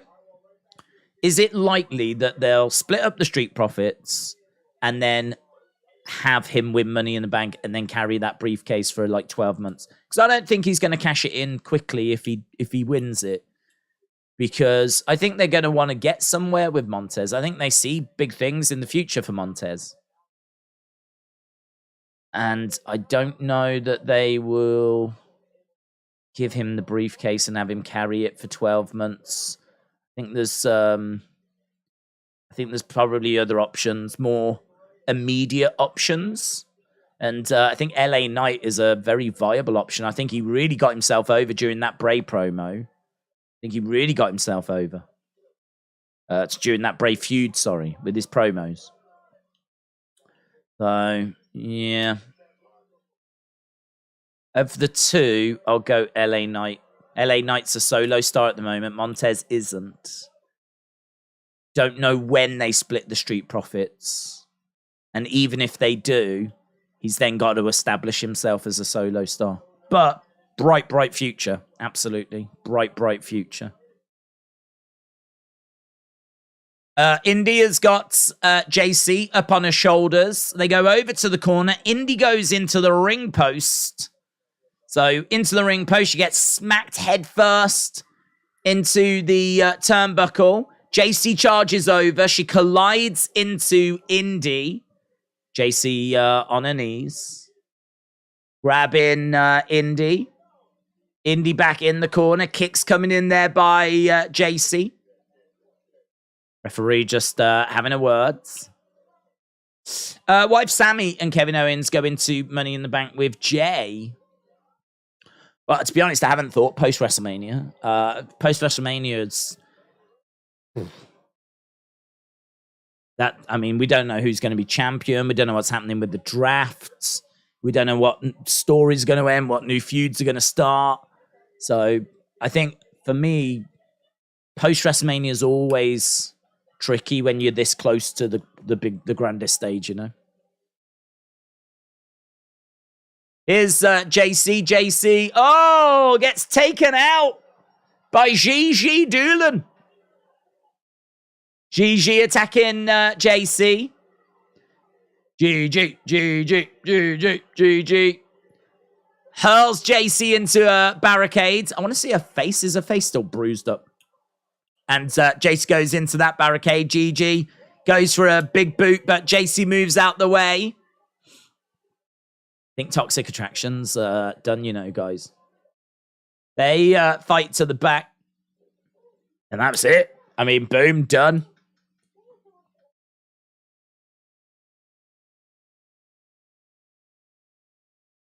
We don't talk. We train. We don't talk. We train.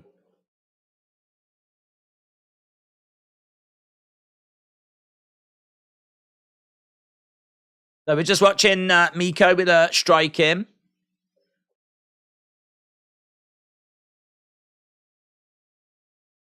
I mean, honestly, this seems like a champion and her apprentice, doesn't it? That's how it's like presented. But it's just the apprentice is the champion.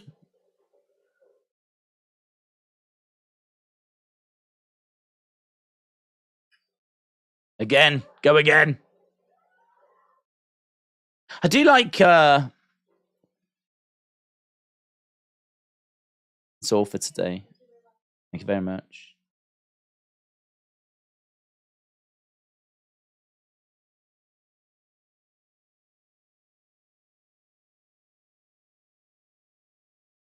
To win, it comes from here, not here.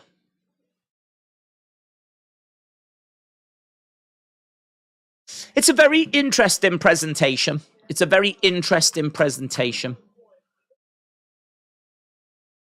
Oh, that's pretty deadly.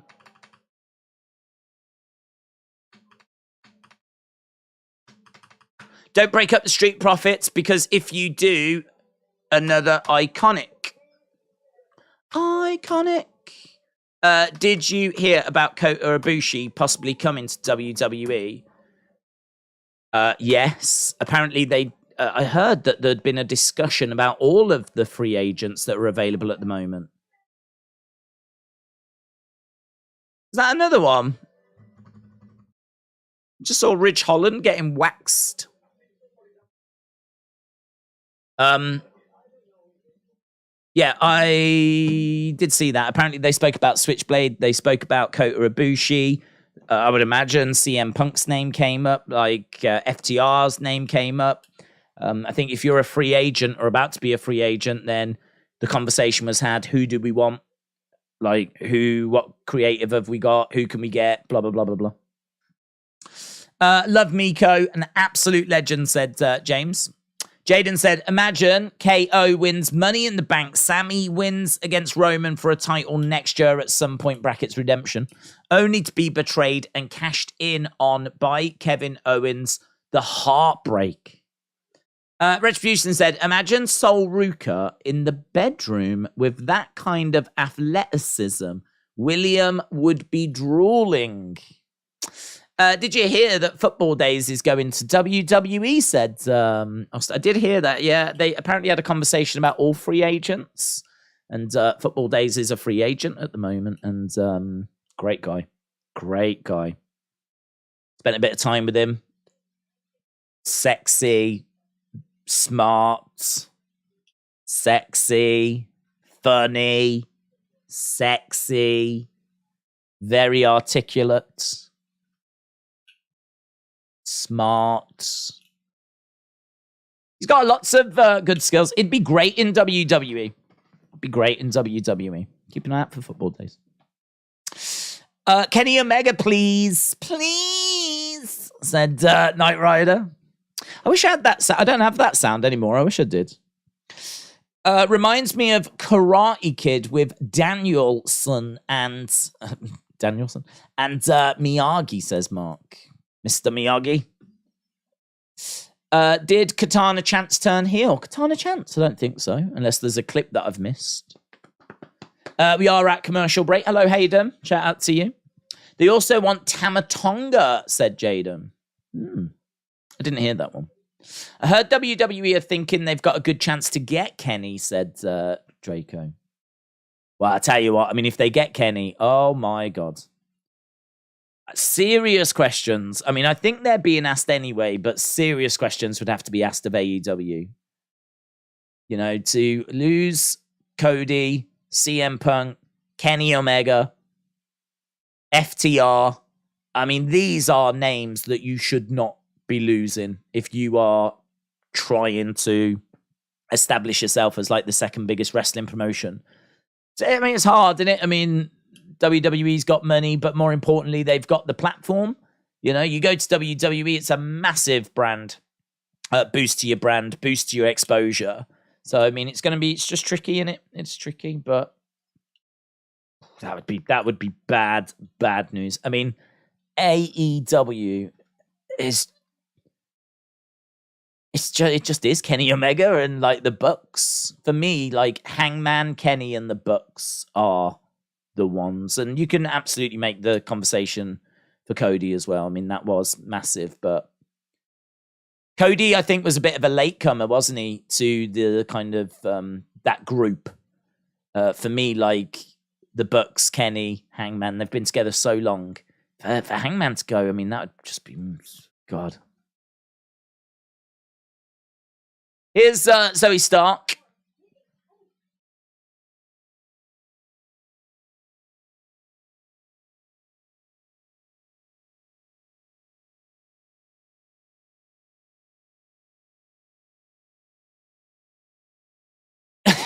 I like this. Zoe Stark's upset that she hasn't got a women's championship match, and she's like, is it because she bought her ticket from Japan, Roxanne, and she's a fangirl? Mackenzie was like, I actually think it's because Miko's a living legend and former NXT UK women's champion.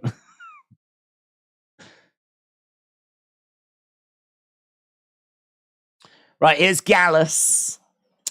How come Hangman did not become an EVP, executive vice president? I don't know, actually. I really don't know. I don't know what happens with all of that. I'm sure it'll all, if it hasn't already, I'm sure it'll all come out. So that'll be fascinating when someone is going to spill the dirt behind the scenes. AEW. Behind the scenes. AEW Confidential. Everything you always wanted to know. That'll be a great TV series one day, somewhere.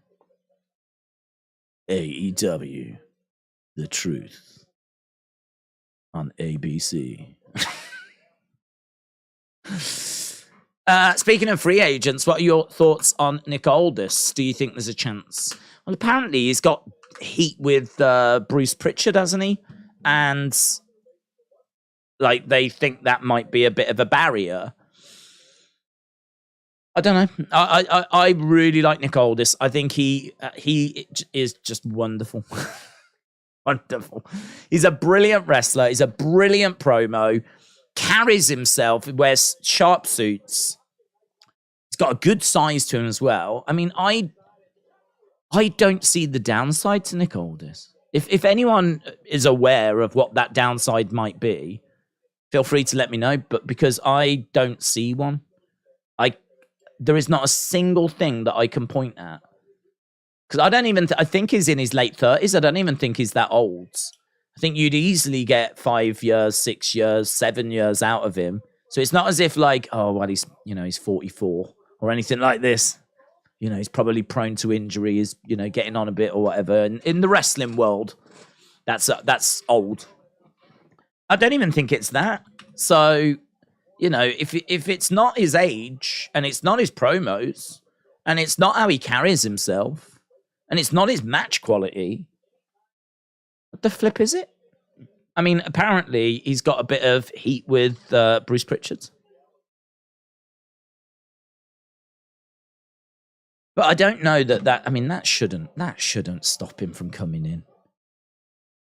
There is no way, no reason why he can't come into NXT. I don't think he'd come to the main roster, but put him in NXT and make him champion. Incredible, great champion. NWA was brilliant when he had, was it Strictly Business? It was like him, and it was Camille, and there was a few of them, and there was a little faction, and it was great. It's great. Here's Pretty Deadly. They've got a happy anniversary cake. Is it maybe an anniversary since they beat Gallus in NXT UK? Enofe comes in. Underway with this tag match. He doesn't wear a beanie or have a great beard or have Weasley arms. Daze is better than Aldis. That's true. If we are judging it on those criteria, I have him beaten all of those subjects. Every single one of those subjects, I've got him beaten. Nick Aldis to screw over Cody at WrestleMania so Roman can reach 1,000 days. I love your passion for that. I respect your passion for that. You see, I'm not passionate about... I want Cody to win, right? Because I am passionate about him finishing his story. But I'm not passionate to the point where I'm like gonna get into any kind of debate about should he get to the 1,000 days or not. I don't actually have an opinion on it. I don't really have a thought on it. The only answer I can give is I don't think they're going to do that. I think Cody wins at WrestleMania. I feel pretty good about Cody winning at WrestleMania, but I haven't really thought about what I want to happen. Because the thing with Cody at WrestleMania is I think it runs the risk, and I could be wrong here, but I think it runs the risk of being a little predictable. I just feel like it's a foregone conclusion. I really feel like it's done. I just think that's it. Cody wins, completes his story. So... I respect the fact you think different because maybe it's not a foregone conclusion. Aldis could destroy Daze with his little finger. He could destroy me with no fingers. Oh, hang on, that sounds wrong. Hang on, I'll take that back. Right, I wonder what's going to happen with this cake. Oh, I thought this was Pretty Deadly. It's not.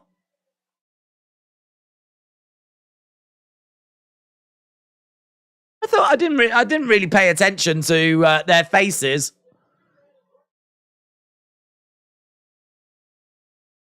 Oh, I thought that was Pretty Deadly. They had him dressed up in pretty deadly type clothing.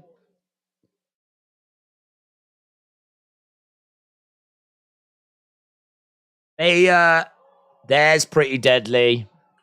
There's Pretty Deadly. So these people that were carrying the cakes, I think one was blonde as well, and one had black hair.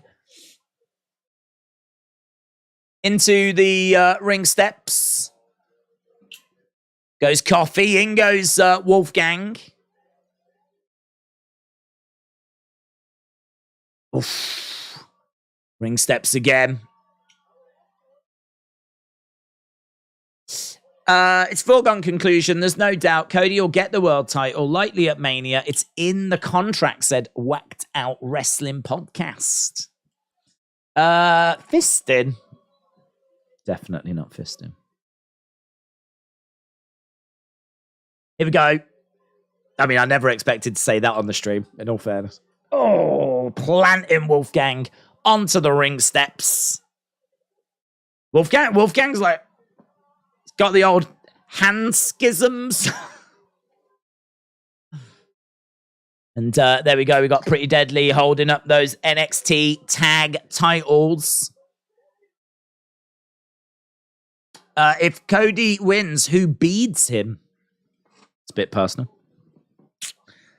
Bit personal there, Mad Dog. Here's Dabba-Kato.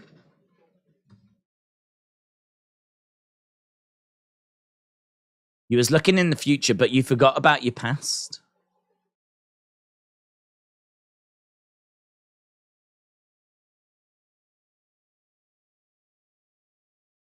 I was there for your biggest moments.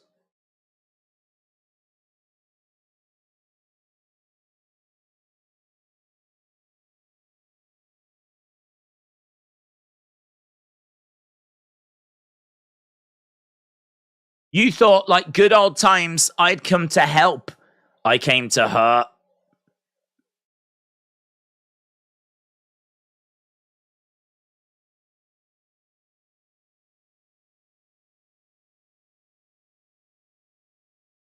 Oh, he's good, isn't he? He's good. That's a good promo, you know. I know it's all pre-recorded, but it was good. You might be the one that brought me into this world, but I will be the one that takes you out of it. Dabba-Kato. We might get somewhere with Dabba-Kato. Is Tony, Hangman and Omega's finisher when they would hit the buckshot V trigger at the same time look brutal. Tony against Von. He beat the accent out of him. The accent, man. First time we heard it, we were like, what? And honestly, wrestling, it obviously results in lots of different opinions, right? I don't think there was too many people that thought that the accent was a good idea.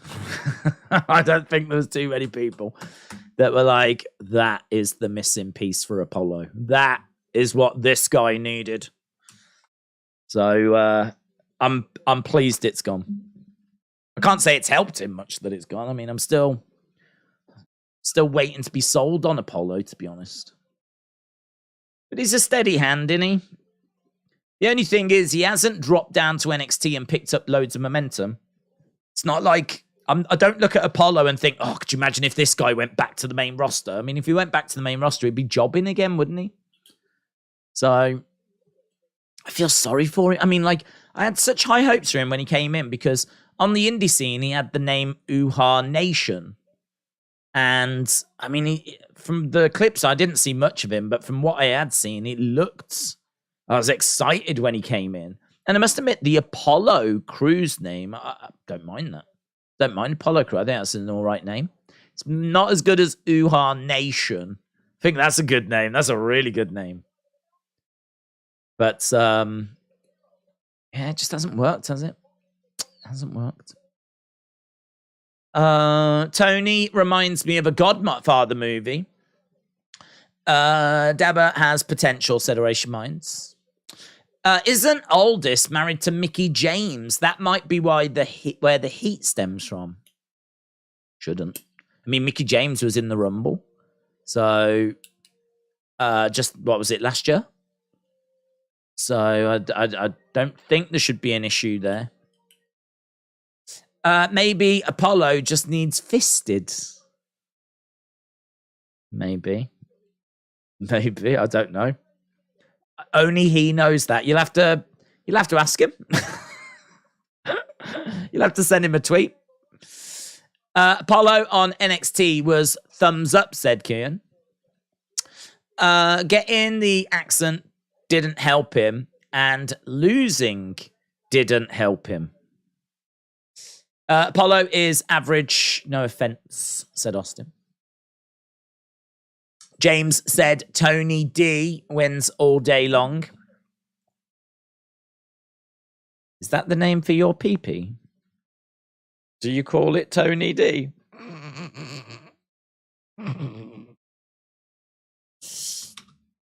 Right, Tony D, brackets, James's PP.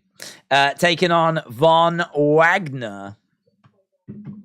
Mandy seems to be the only one that came to NXT and got built, said Johnny. That's interesting.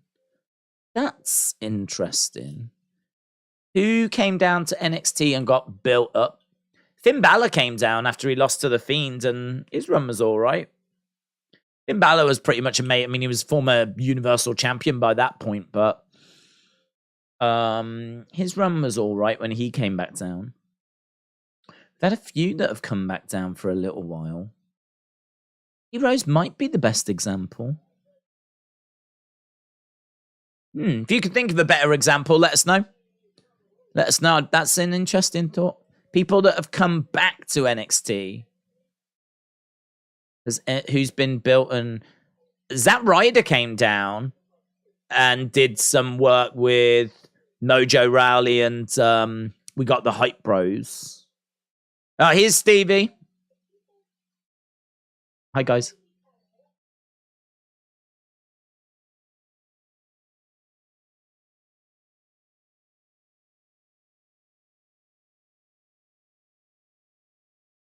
She's got a Stevie randomizer. Do I need a Daze randomizer?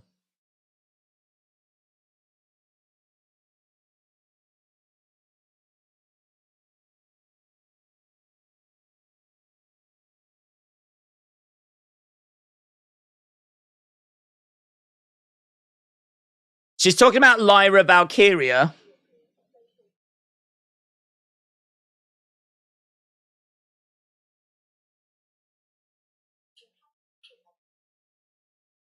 Super Stevie chat.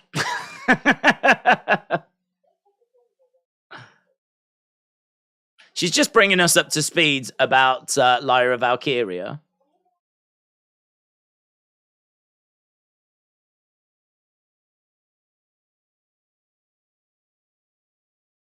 It's an interesting way to do promos, isn't it?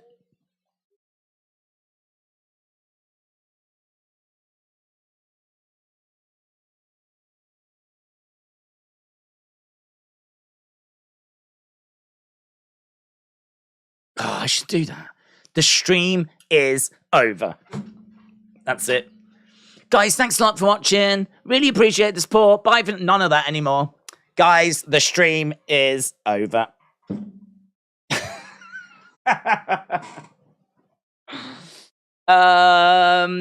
Guys, can we stop talking about fisting? I was just looking at my spirit animal, Stevie Turner, right? She doesn't have to put up with this nonsense. Does she? Did you see the question she was getting? People asking her about Lyra Valkyria and all this kind of stuff. I look into the chat. I've got people talking about fisting.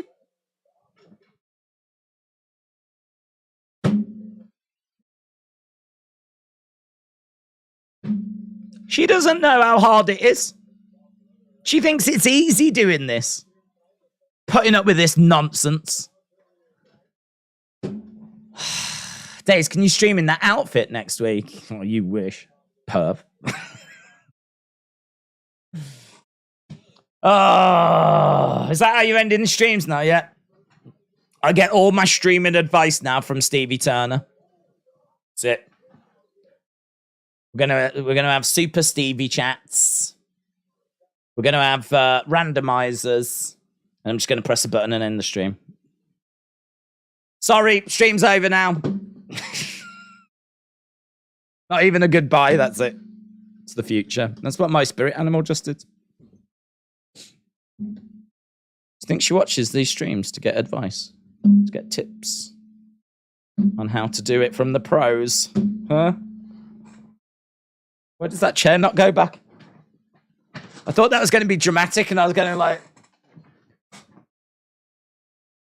Doesn't go back very far, that chair. Scrap that. I say pros. Has anyone seen Kenny as Akuma from Street Fighter? I got one. It's an awesome figure. I have not seen this.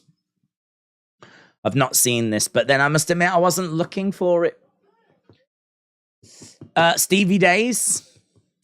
Who do you think will go in the Hall of Fame? That's a great question. That's a great question. Who's going in the Hall of Fame this year? Figure it out, Von. Figure it out. Mr. Stone having a words. Hayden said, I respect Stevie. I respect Stevie. Can I take you on a date to Nando's? Maybe. Do like a bit of Nando's. Von Wagner encountered by his rival for Von Wagner to be in jail. Von Wagner encountered by his rival for Von Wagner. I bet Stevie doesn't have to put up with this. What does that even mean? Bye. No, I don't understand. I don't understand. I don't understand. Roman Reigns poster for WrestleMania underneath it says directed by Vince McMahon. Yeah, I've had people send me this and I don't understand. What seriously now, why is that a talking point?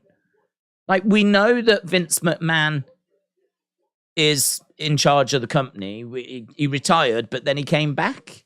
He's the majority shareholder. He's the top guy. He's the head honcho. I don't know if it says directed by or presented by or whatever it might be, but everything in WWE is presented by Vince. It's his company. He's the guy at the top. He's the head honcho. He's the main man. He's the granddaddy. He's the Mac Daddy. I don't understand. Is it because people are thinking that this is a clue that Vince is in charge of creative or something? I don't get the talking point. I'm not. I don't know how to be like. I know I do a lot of sarcasm. I don't know how to come across as serious. I don't understand why that. Because there's been a few people that have sent me that poster. It's on the new WrestleMania advert, it's got a poster of Roman, and then when you look at the if you went to that detail of looking at the words at the bottom of this poster, they've actually put presented by Vince McMahon in just as a little, little Easter egg, little cute little thing. But people keep sending it and going, have you seen this? Have you seen this? Have you seen this? What I don't understand. His story is off the news cycle. It's good. And Jack Triple H. Apparently Batista is going to headline Hall of Fame. What about Mr. T? Hall of Fame warrior. Von lost again. Well, he didn't listen to Mr. Stone, did he? Vince will dethrone Roman before he reaches 1,000 days. Oh, we're doing an in-ring interview. No way Vince is in total control because we've been entertained the past month. Well, he is in total control. It's his company. If he wanted, he's in control. Being in control can mean a lot of different things, can't it? Like, it's his company. He can do what he wants. With that control, he has given creative responsibility to Triple H. That's his decision. That's in his control.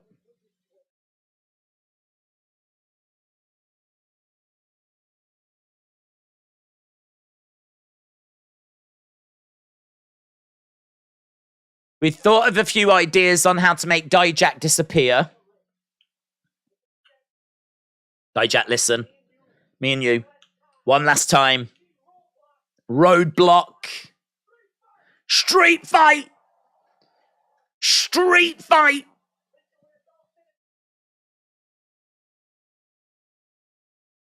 When all is said and done, I'm going to put you in solitary confinement. Tony D. Batista's headline would be disappointment. He wasn't headlining when he was supposed to go in 2020. Here's Nikita Lyons.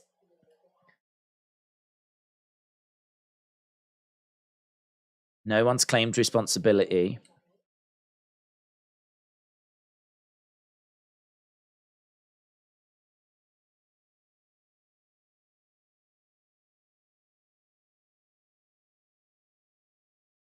She said she'll be back in the ring before, like, a year. Yeah, this is a big setback, in it. Why is anyone still talking about you, said Tiffany.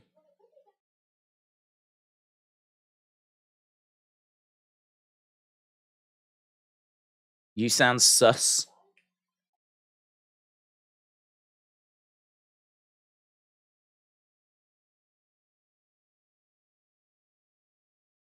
Attacking you in the parking lot ranks at the bottom.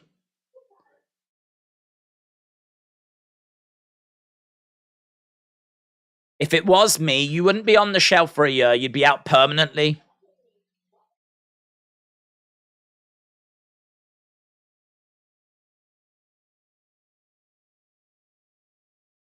Oh, that is heartbreaking, isn't it? I mean, I'm not a big Nikita Lyons fan, but still heartbreaking to see someone lose a year.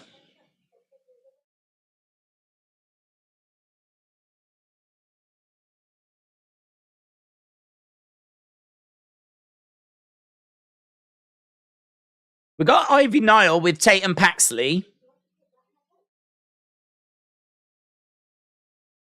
Yeah, right. Let's go. We're a team. What's she looking at? Diamond Mine? Yeah. Diamond Mine. What, a Diamond Mine? Daze, my brain is only on 40%. I'm not feeling well. Snaps fingers. Wink. My brain's only on 40%. I'm not feeling well. Right. Stevie Turner does not have to put up with this. Stevie Turner sits there. I've watched her. She sits there and she's like, hey guys, like, you know, she's all really professional. And then like she goes, right, let's go over to the thing. And then like there's a question about wrestling. And she like talks about that. You need to step up your game, guys. Right? You're bringing the stream down to a level that it doesn't need to descend to. I'm here. I'm ready. Yeah. Quick fire questions, wrestling stuff, bang, bang, bang, bang, bang. Instead, we've got people clicking fingers and winking and fisting and William Hensey talking about his PP and all this kind of stuff. I can't wait for the episode of NXT when Stevie Turner has to deal with a real stream, right? That's the episode of NXT I'm waiting for. Let's see a deal with that. Yeah, let's see a deal with that. Because what I'm seeing is not a reality that I'm experiencing. Stream over. Yes, Max, yeah. Stream over. Godfather. Oh, great. Now Godfather's Hosier.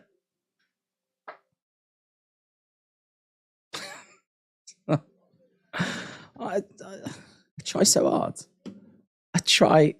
hard. I'm here all the time, every Monday, every Tuesday, every Wednesday, every Friday. On a Thursday, I'm doing research. I'm here on a Saturday. Godfather's Ho. Let's read it. Daze, how's it going, my good man? I'm about 4 beers deep, smoking that sour space ring. Rita last night was on my ding dong. Best ding dong so far. Johnny said LMAO fisting is word of the stream. TJB said you need to start wearing bikinis. Is that what it is? Is it that the people on Stevie's stream are distracted? Is that what it is? So they're watching her and they're like, oh.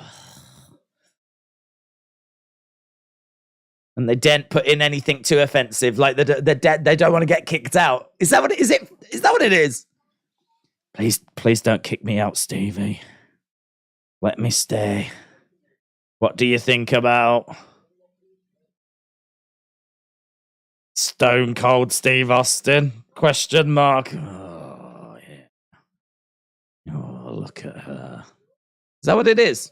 It's because there's no eye candy going on that you lot are just having to come up with your own forms of entertainment. That is food for thought, isn't it? That is food for thought. Austin said, I would love it if Daze was in a bikini.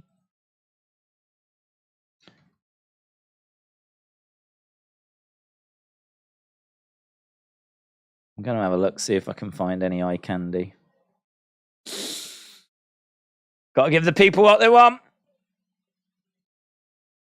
Need to get some of that sweet eye candy. Then people will be, they won't want to get kicked off the stream, will they? I know how this works. We're backstage with Carmelo and Trick Williams. About it.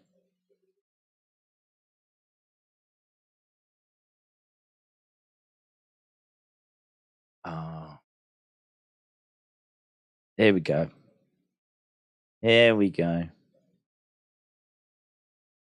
return of the creepy old man voice. Oh.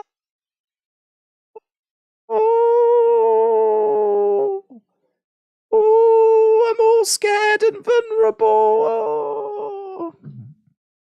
There we go.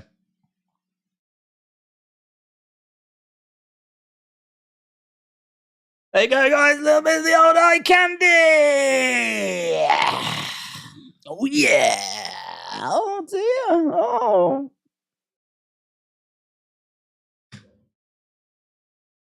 I'm just a scared university girl.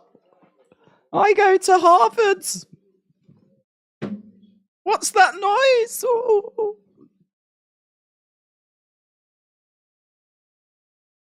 Carmelo and Tyler Bate just exchanging a few words. Here's Alba Fyre.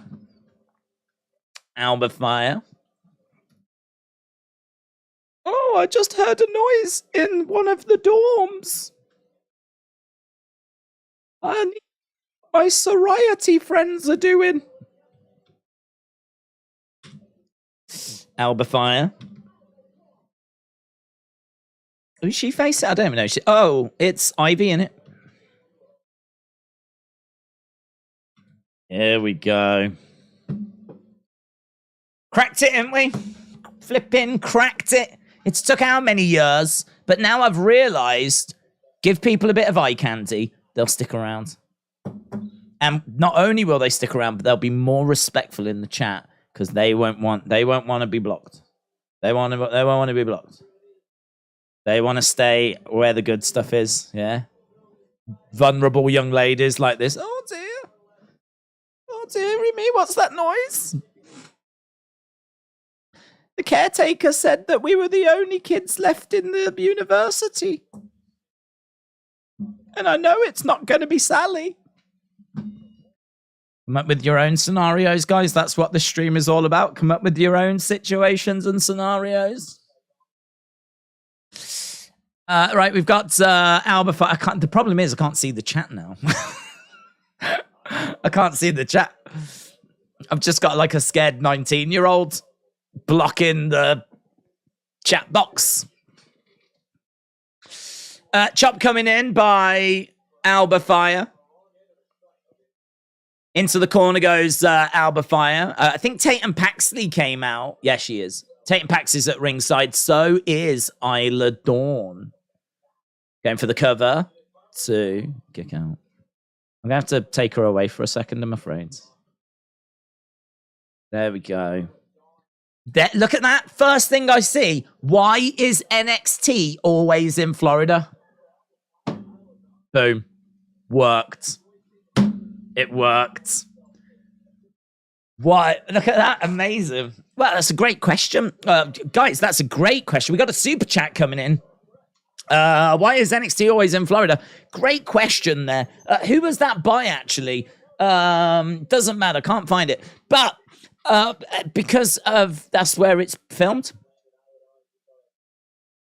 That's where the performance center is. Like, you can't move that around, can you?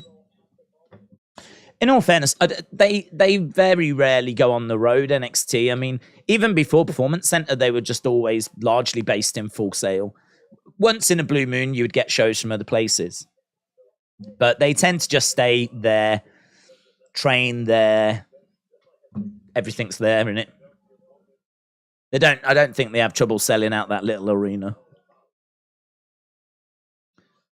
In the corner goes Alba Fyre.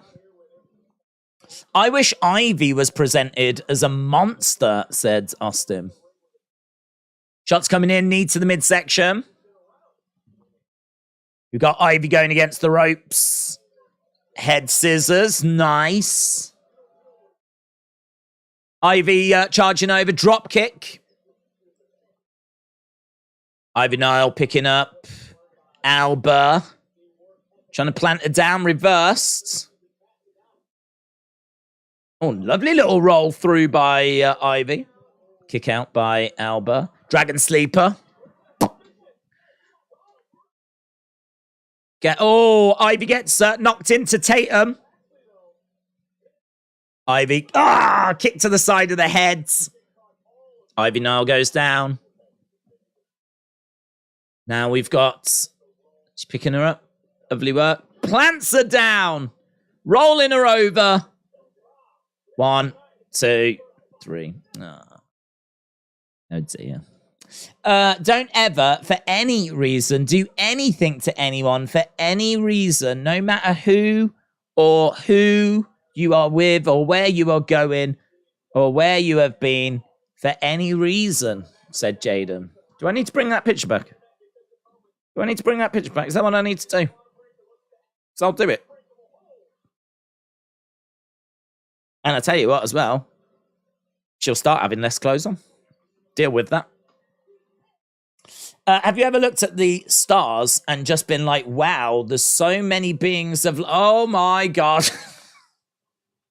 I don't see Stevie having to deal with this. Do you know, actually, you can't really see the stars very well because of pollution. So, but I'm in the countryside, so you can see them better here. Did you know, just talking of stars, right? Did you know you can buy a telescope now, put your phone, attach your phone to it, and when you actually move the telescope, your phone will tell you what you're looking at. So if you look at the sky and move the telescope around, the app on your phone will be like, that thing is Jupiter. That is Venus. That is a star. That is a tree or whatever. Like it will tell you the planets and where they are. It's amazing, isn't it? Because you could look at the sky and I wouldn't have a clue what I was looking at. Do you know what I mean? I can find the moon, but that's about it. And actually, literally, that is it. I have never seen a planet in my life. Well, apart from Earth. But I've never seen like Jupiter or anything. Like, I wouldn't know where it is. But you can get a telescope and you can put your phone on it. Download this app. And then that'll just tell you because it uses GPS tracking and it'll know what you're looking at. It's mental, innit? That's mental. Oh, isn't technology good, eh? Uranus. A couple of years ago, I was on a field trip, said Sonny, and I saw Mars. It was red. I did need a telescope. I want to do cosmic magic. They've got an app that tells you what's in the sky, said Jojo. Yeah, I didn't know. I just by chance the other day went upstairs. It was still dark. We'd finished a stream. And I have no idea why I did it. I can't remember I think Kia might have been outside. And I looked out the window maybe to check where she was. And I just happened to see that, like, wow, all the stars are out and everything. You could really see. You can't that often by me. But, like, here I was like, wow. I mean, it looked really good. And it made me think, like, oh, I wish I had a telescope right now. And then I just quickly looked into, like, how much. You know, when you go down those kind of mental rabbit holes. Do you know what I mean? Like, I pondered. I was like, how much is a telescope? Are they thousands? And then I, like, Googled, like, good telescopes. I don't need the best. Just some, you know, what I mean, a couple of £100. And then I found out about that app. And that was it. I was done then. I was quite satisfied. I didn't buy one. I probably will never buy one. But I got all the answers I was looking for. And that's good enough for me. Microscopes are mental. That's where you... Yeah, but what would you put in there? With a telescope, obviously, you're going to look at the stars and everything. But what would you do with a microscope? I don't know what I would put under a microscope. What would you put under a microscope? What would you what would you want to look at? If someone bought me a microscope, I have not got a clue what I would put under there. Not a clue. The only thing that's coming to mind is blue tack. And I don't know why.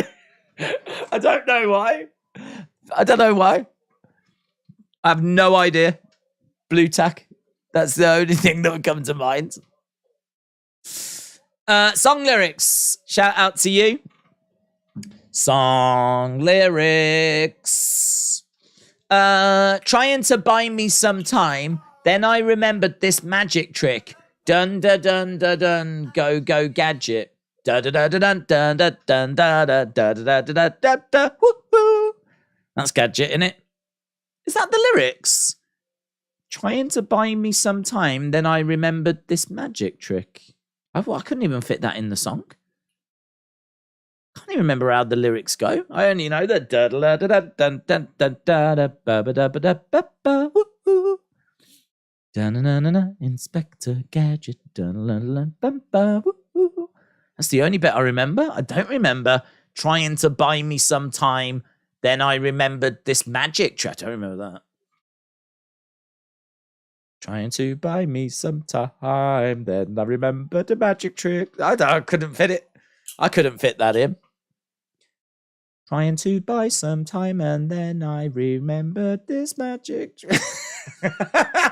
Woo-hoo. Ain't working for me. Right, here's Kiana James. Fallon is here. Thanks, G. Send her in. Here's Fallon. Oh, Kiana.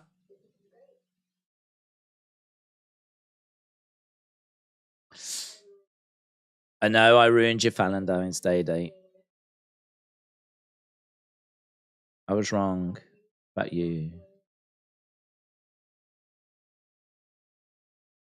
You could have just told me Zach was your brother. God, I hate it when people fight. You accept my apology.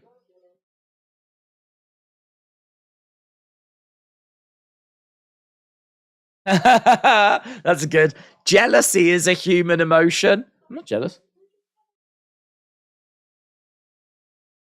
I'm happy for you and Brooks. Just jealous.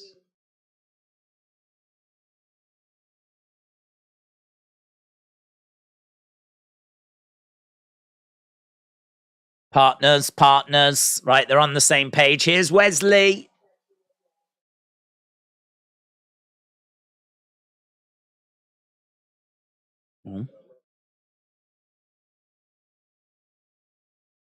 Gotta give Von his credit for last week. Will the Bloodline break up? Rhea versus Charlotte and Bray all on Friday Night SmackDown. Go Gadget whipped that out and ain't no doubt about it, said Ron. Roadblock's in 2 weeks. Is it, Adam? 2 weeks to Roadblock. That's going to be a themed episode, isn't it? Is it a themed episode? It's not like a pay-per-view.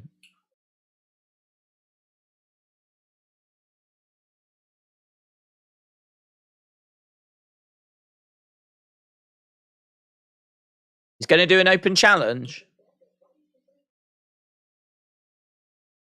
He's a fighting champ. It's who I am. It's just who I am. So he is. Miko Satomura, Zoe Stark. That is next week. So Miko Satomura against Zoe Stark next week. Also next week, Carmelo Hayes, Tyler Bate.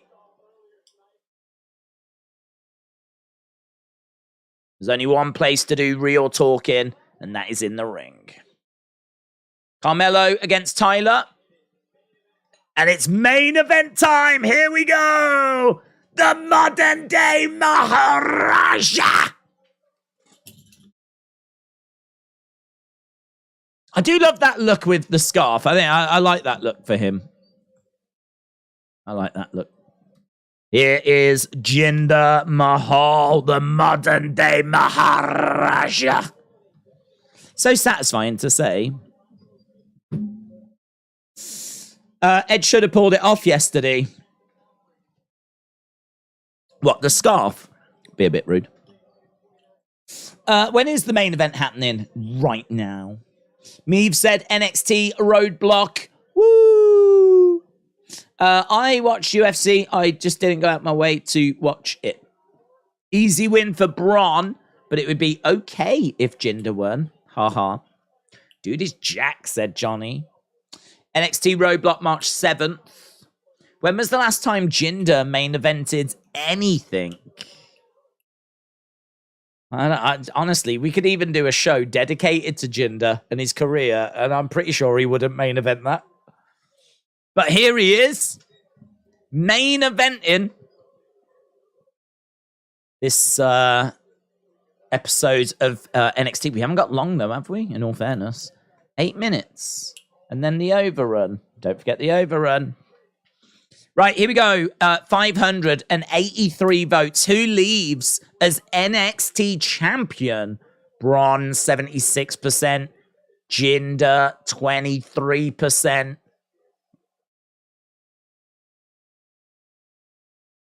What reaction is Bron getting? Oh, there's a dude in a Tottenham shirt giving a thumbs down.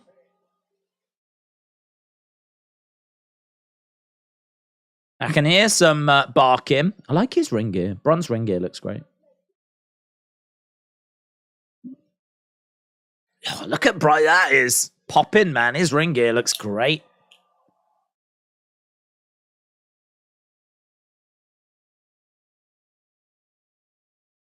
Jinder Mahal. His hometown is Punjab, India.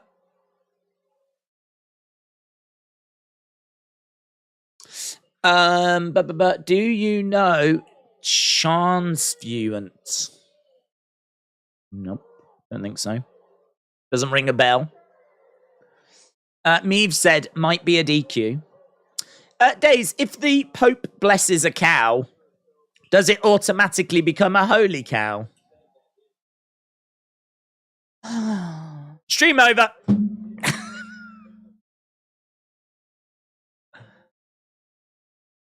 Right. Ding, ding, ding. Jinder comes over, gets round the back, takes down Bron, against the ropes goes Jinder. Shoulder tackle.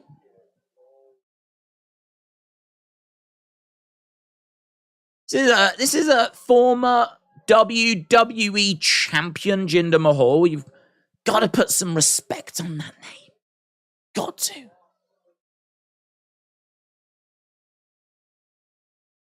Round the back goes Bron, back elbow there by Jinder. And again, against the ropes goes Jinder. Shoulder tackle.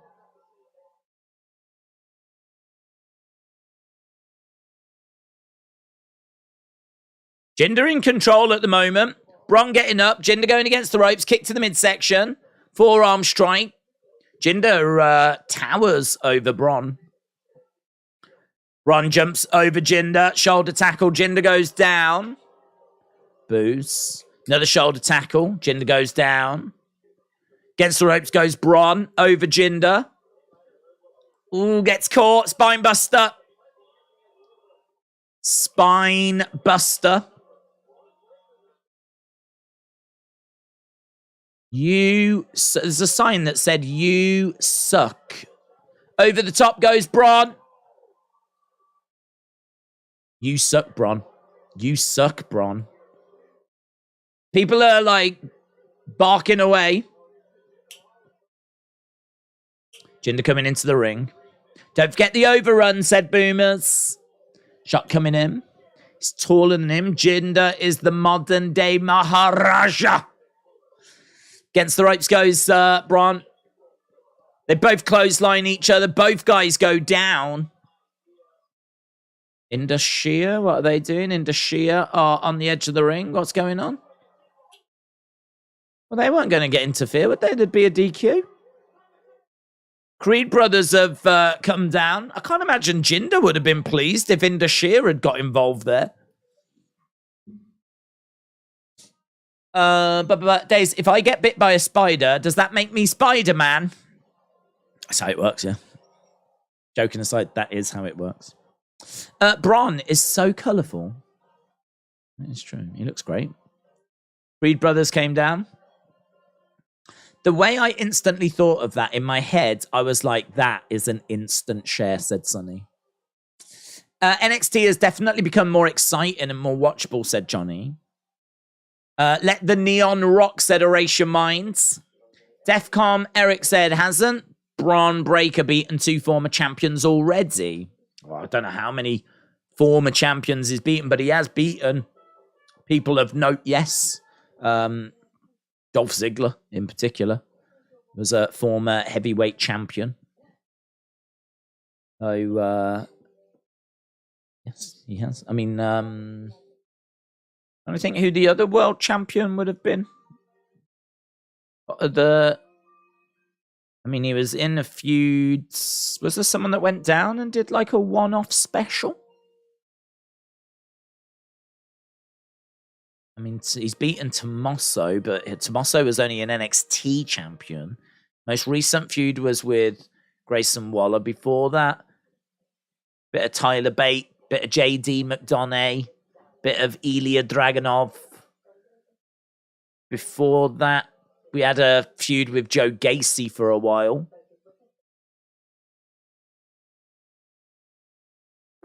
Can't remember. I can remember him beating Dolph. He beat Gunther. Gunther was NXT UK champion.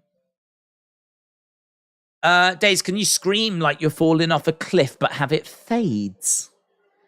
I'm not Stevie Turner. I don't have those abilities. I put my root beer in a square glass. Now it's just beer, said Zachary. That's pretty good.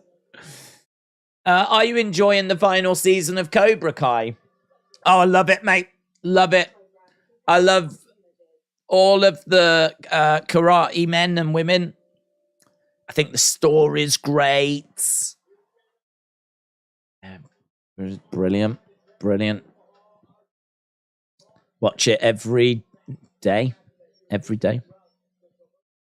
It's on Netflix, isn't it? You just watch it when you want. Right, we are back to the action. We're going to have, 8 minutes over. Jinder goes over. It was a bit of a belly-to-belly type move.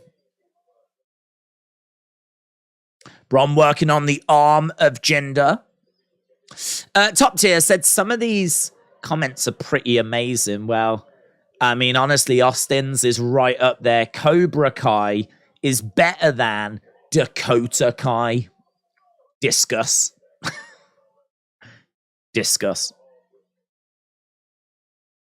Ron, face first into the commentary table. And Jinder again smashing Bron into the commentary table. Oof, into the ring steps. Goes Bron Breakker. Jinder gets back in the ring.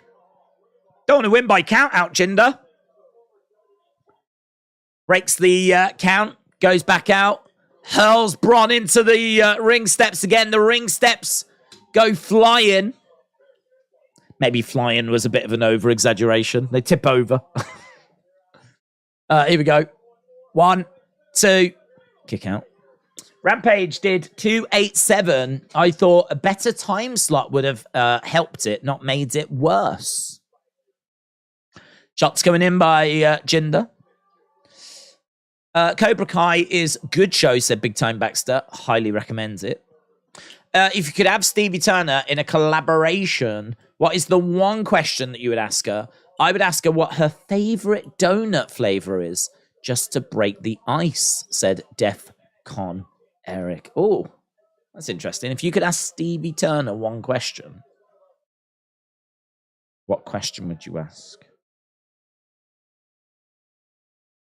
I'd probably ask, why do you sound like the most English person I've ever heard in my life? Even to me, her accent is so English, so British. How did you manage to do that? How did you manage to make yourself that English? Shot coming in by Jinder.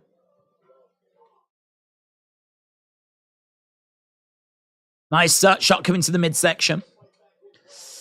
As they say, never finger Jinder, or is it hinder Jinder? It's definitely hinder Jinder, but I would say both, to be honest. Nice belly to back. German doesn't release it. And again by Bron. Bron in control. Against the ropes goes Jinder.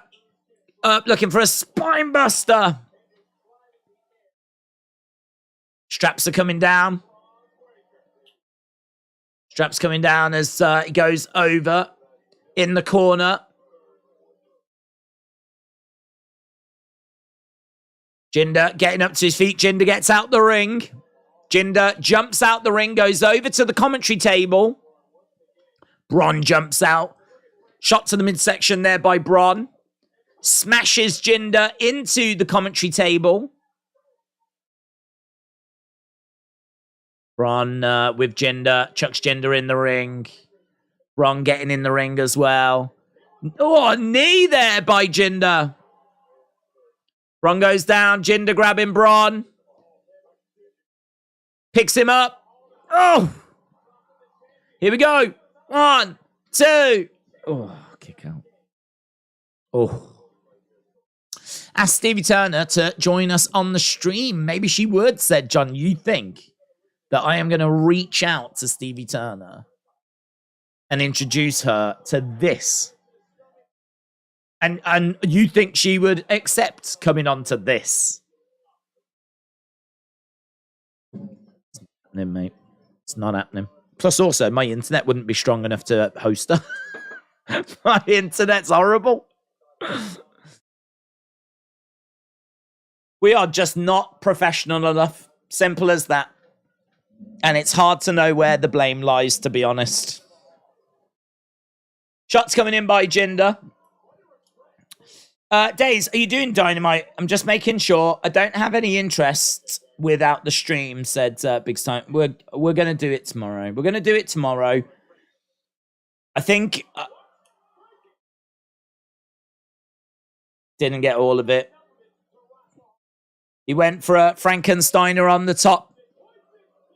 Plants Jinder to shoulder up just by Jinder. Bron went for the Frankensteiner and couldn't quite get all of it. WWE AEW fan said this match isn't the best. TJB said she loves us. Jinder is a great wrestler, said me. Yeah, we said we're going to do it. I think there's a Tony Khan announcement. And I also think that it got 820-odd thousand views. I think the fact Tony has said he's going to do an announcement makes me think he's aware that things aren't quite right at the moment. 1, 2, 3. Bron wins. Bron retains. Bron wins. Where does Jinder go from here?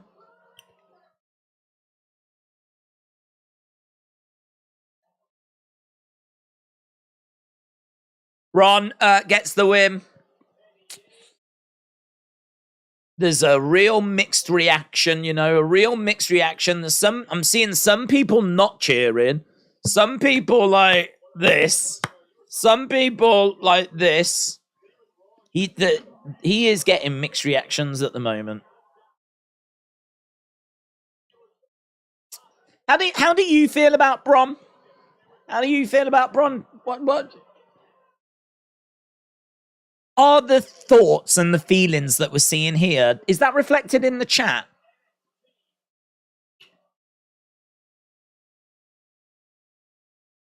Someone's stepped out onto that platform. Who's up there?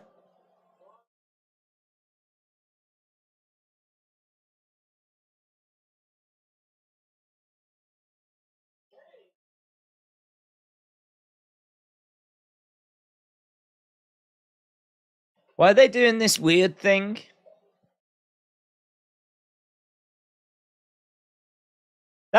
They did that for that was done on the Super Bowl, wasn't it? One of the adverts had everyone's they thought that they were going on to Tubi.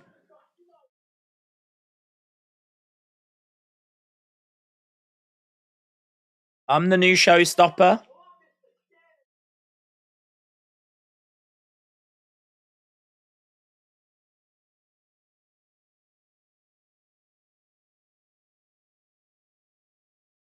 Two weeks. Oh. Oh, wow, that's good. Grayson Waller Effect episode in 2 weeks' time featuring Shawn Michaels.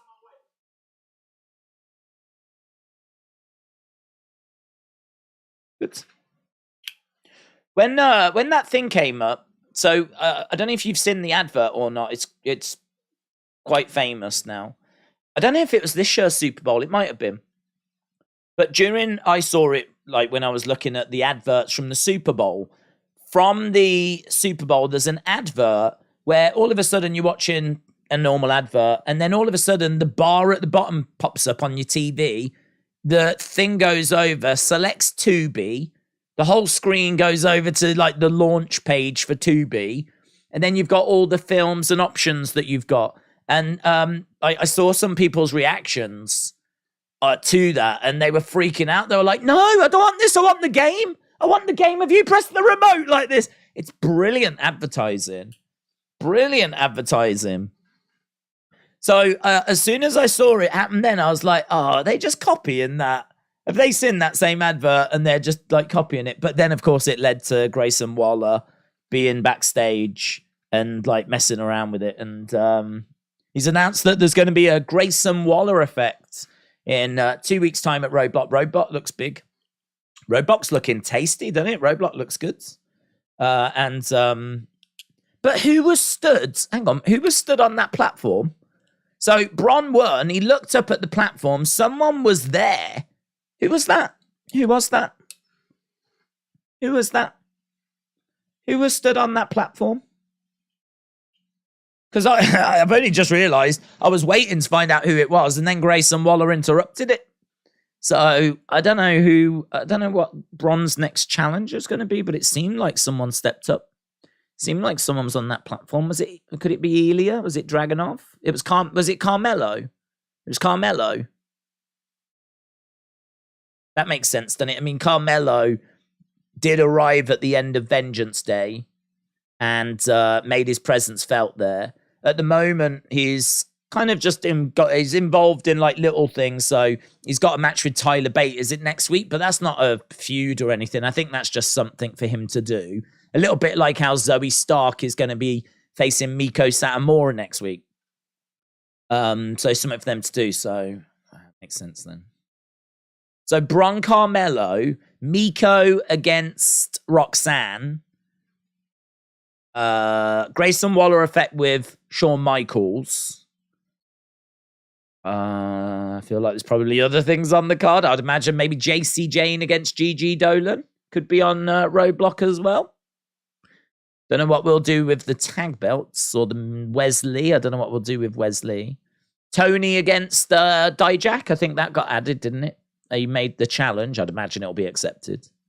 It's looking good, isn't it? In 2 weeks. It's looking good. I'm quite excited for that. That's what, early March. That'll be good. Dragon Lee. Jay White. Carmelo. Well, I mean, we can. Yeah. I mean, I want to watch it back now. Where can I go? I could go to Watch Wrestling, couldn't I suppose? Will it be on Watch Wrestling yet? If I not that I'm going to go there. I wouldn't even know what that is. I don't even know what it is. Watch what?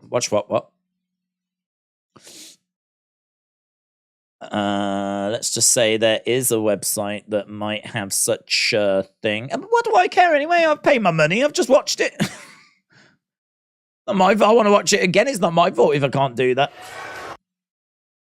Oh, switch to Verizon. I don't want sounds. No. Don't want sound.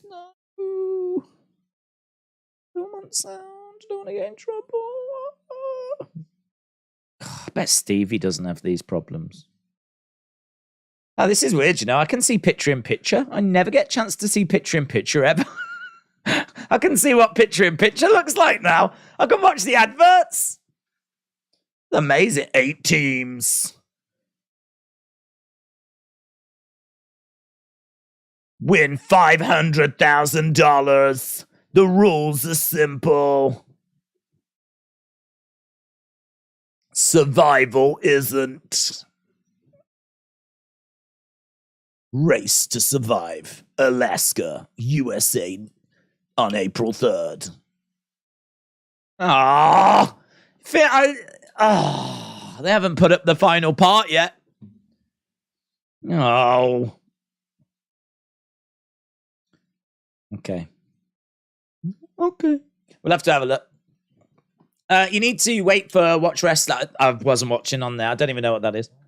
To upload in parts because the live ended, said Big Time Baxter. Tony's announcement is that he's signed Jinder to AEW. Gotta go. Catch another stream. Serious Gaming, shout out to you. Shout out to you. I shouted you out in the thing, but I really like your what is in the Mrs. envelope being about him hosting. I thought it was really good. I came up with some other thoughts as well. I was like, could be a Miz TV. That was my first thought, was Miz TV. I didn't think about the hosting thing. But I was thinking it could be like he's got a big guest for a Miz TV. And then as I was doing the video, I was thinking, what about Star on the Hall of Fame? Because didn't we see someone get a star recently? And we had a whole conversation about how do you get stars? And then it turns out you can buy them. So what if the Miz has bought his own star and he's trying to pass it off as like this big thing, like, I'm getting a star, me, and then it's revealed that he paid for it. Could be something along those lines. Daze is watching US commercial breaks. Yeah, it's kind of fun. Sounds like WWE might sign Jay White and Kenny Omega.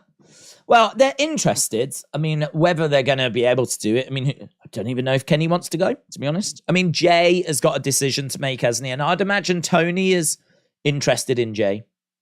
Tony will be interested in Jay White. I think Tony is going to really go hard to try and get Jay White. And also, Jay White does fit very well in AEW. The only thing is, it's just hard to turn WWE down, isn't it? It's just hard to turn them down. I mean, if you're Tony Khan, you're going to have to sell Jay White on where you're going.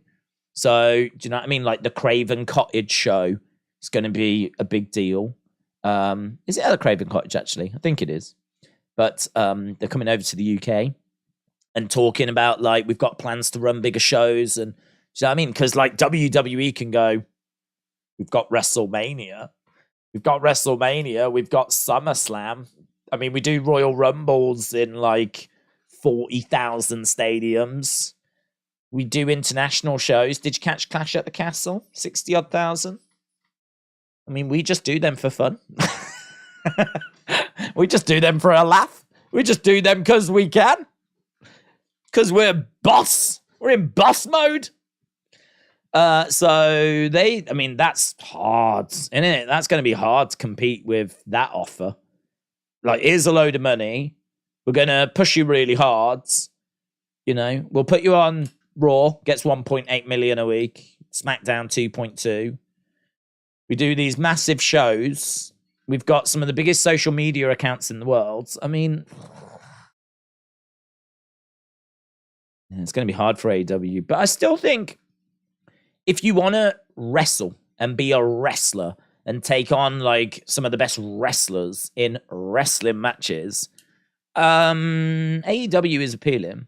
Do you know what I mean? I mean, like, they've got Danielson, which is amazing. They've got Cesaro. They've got Eddie Kingston. I mean, they've got some Kenny Omega at the moment, you know. They've got some Takeshita, some great in-ring competitors, and they really prioritize that in-ring stuff as well. So, yeah, tricky. I don't know. I just don't know. I don't know what you'll choose.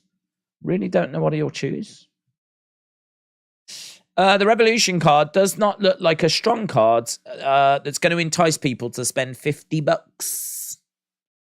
I tweeted you a picture. You can see it is Carmelo, said James. Oh, James. Legends. Legends. Let's have a look. Let's have a look at this image. Yeah.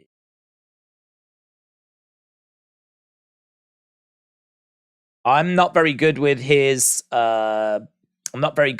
tattoos. So I can't say that I can tell who this is from the tattoos. Where did it go? Where did it go? Oh my god. Oh my god, Stevie. Stevie, my spirit animal. What do I do? What do I do? Can't find the image, Stevie. Hey, mate. Found it. There we go. There we go. Who is this person? Who are you? Who are you? Who are you?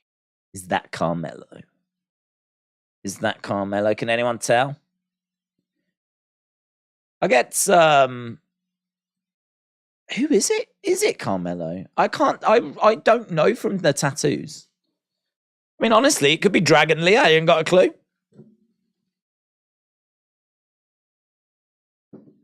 It's probably Carmelo. Carmelo, I feel like, is the best shout.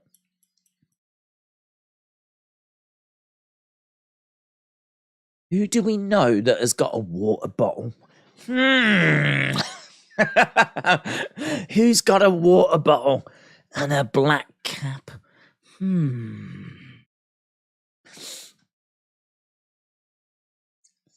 But clearly Carmelo. Carmelo is way better than Waller. Tattoo is not the only way to find out who a person is. I can't see them. I can't see their face. I can't see their face. If I don't know his tattoos, I can't see his face. I mean, how are you telling from the ear? I mean, body type, and you can't really tell from body type, can you?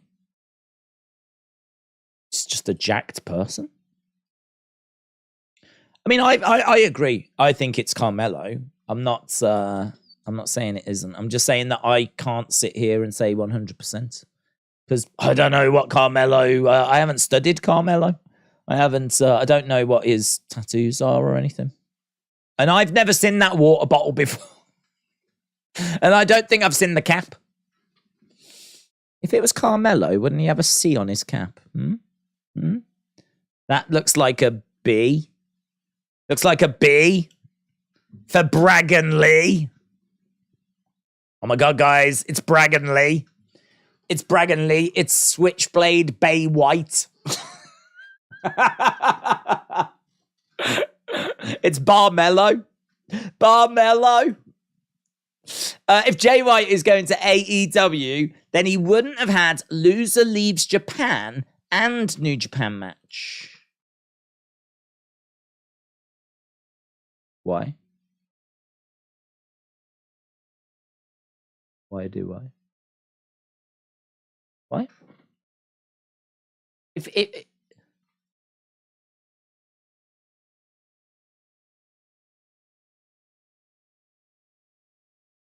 I'm trying to think why. Well, AEW don't do shows in Japan. Well, they haven't yet. And to be honest, if they do shows in Japan, he will just go back as an AEW member, won't he?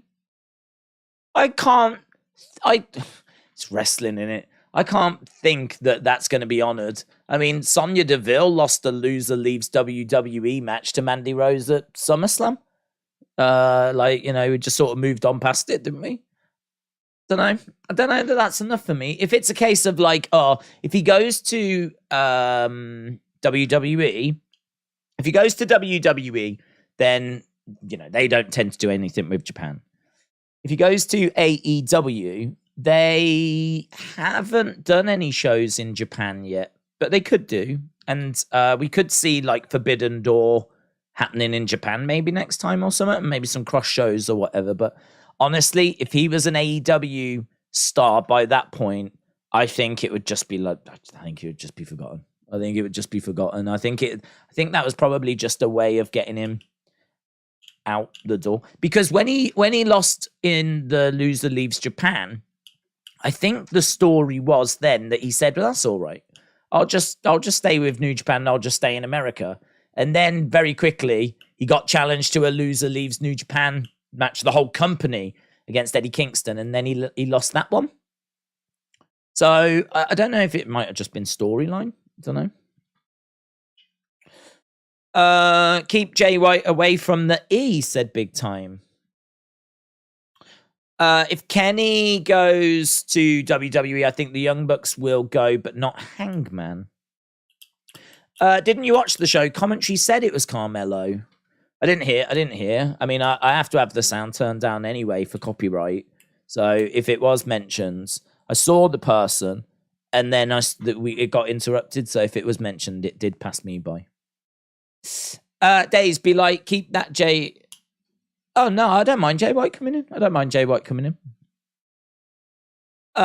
He lost to Eddie in a stipulation match. Tony would have signed him if he wanted to be that desperate, because he did use him once.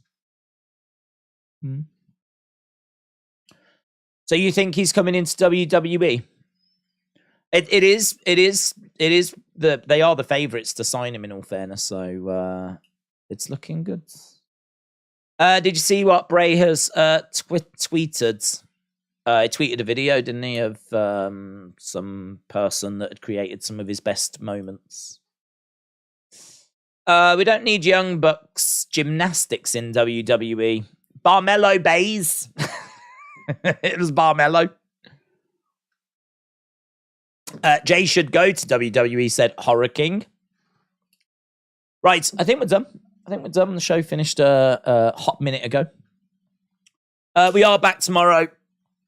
I'm honestly not interested in moaning and hating about the show tomorrow.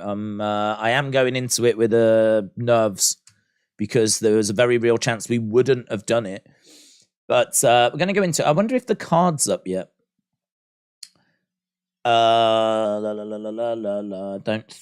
Is it up? Lucha Bros are ready to win the Revolution Tag Titles. Revolution Tag Title Battle Royal. Tony Khan with an important announcement tomorrow. Here it is. We got the cards. Let's have a look at the card then. So we got Jon Moxley against Evil Uno. We've got Orange Cassidy. Is that Orange Cassidy against Wheeler Yuta? The graphic is quite small.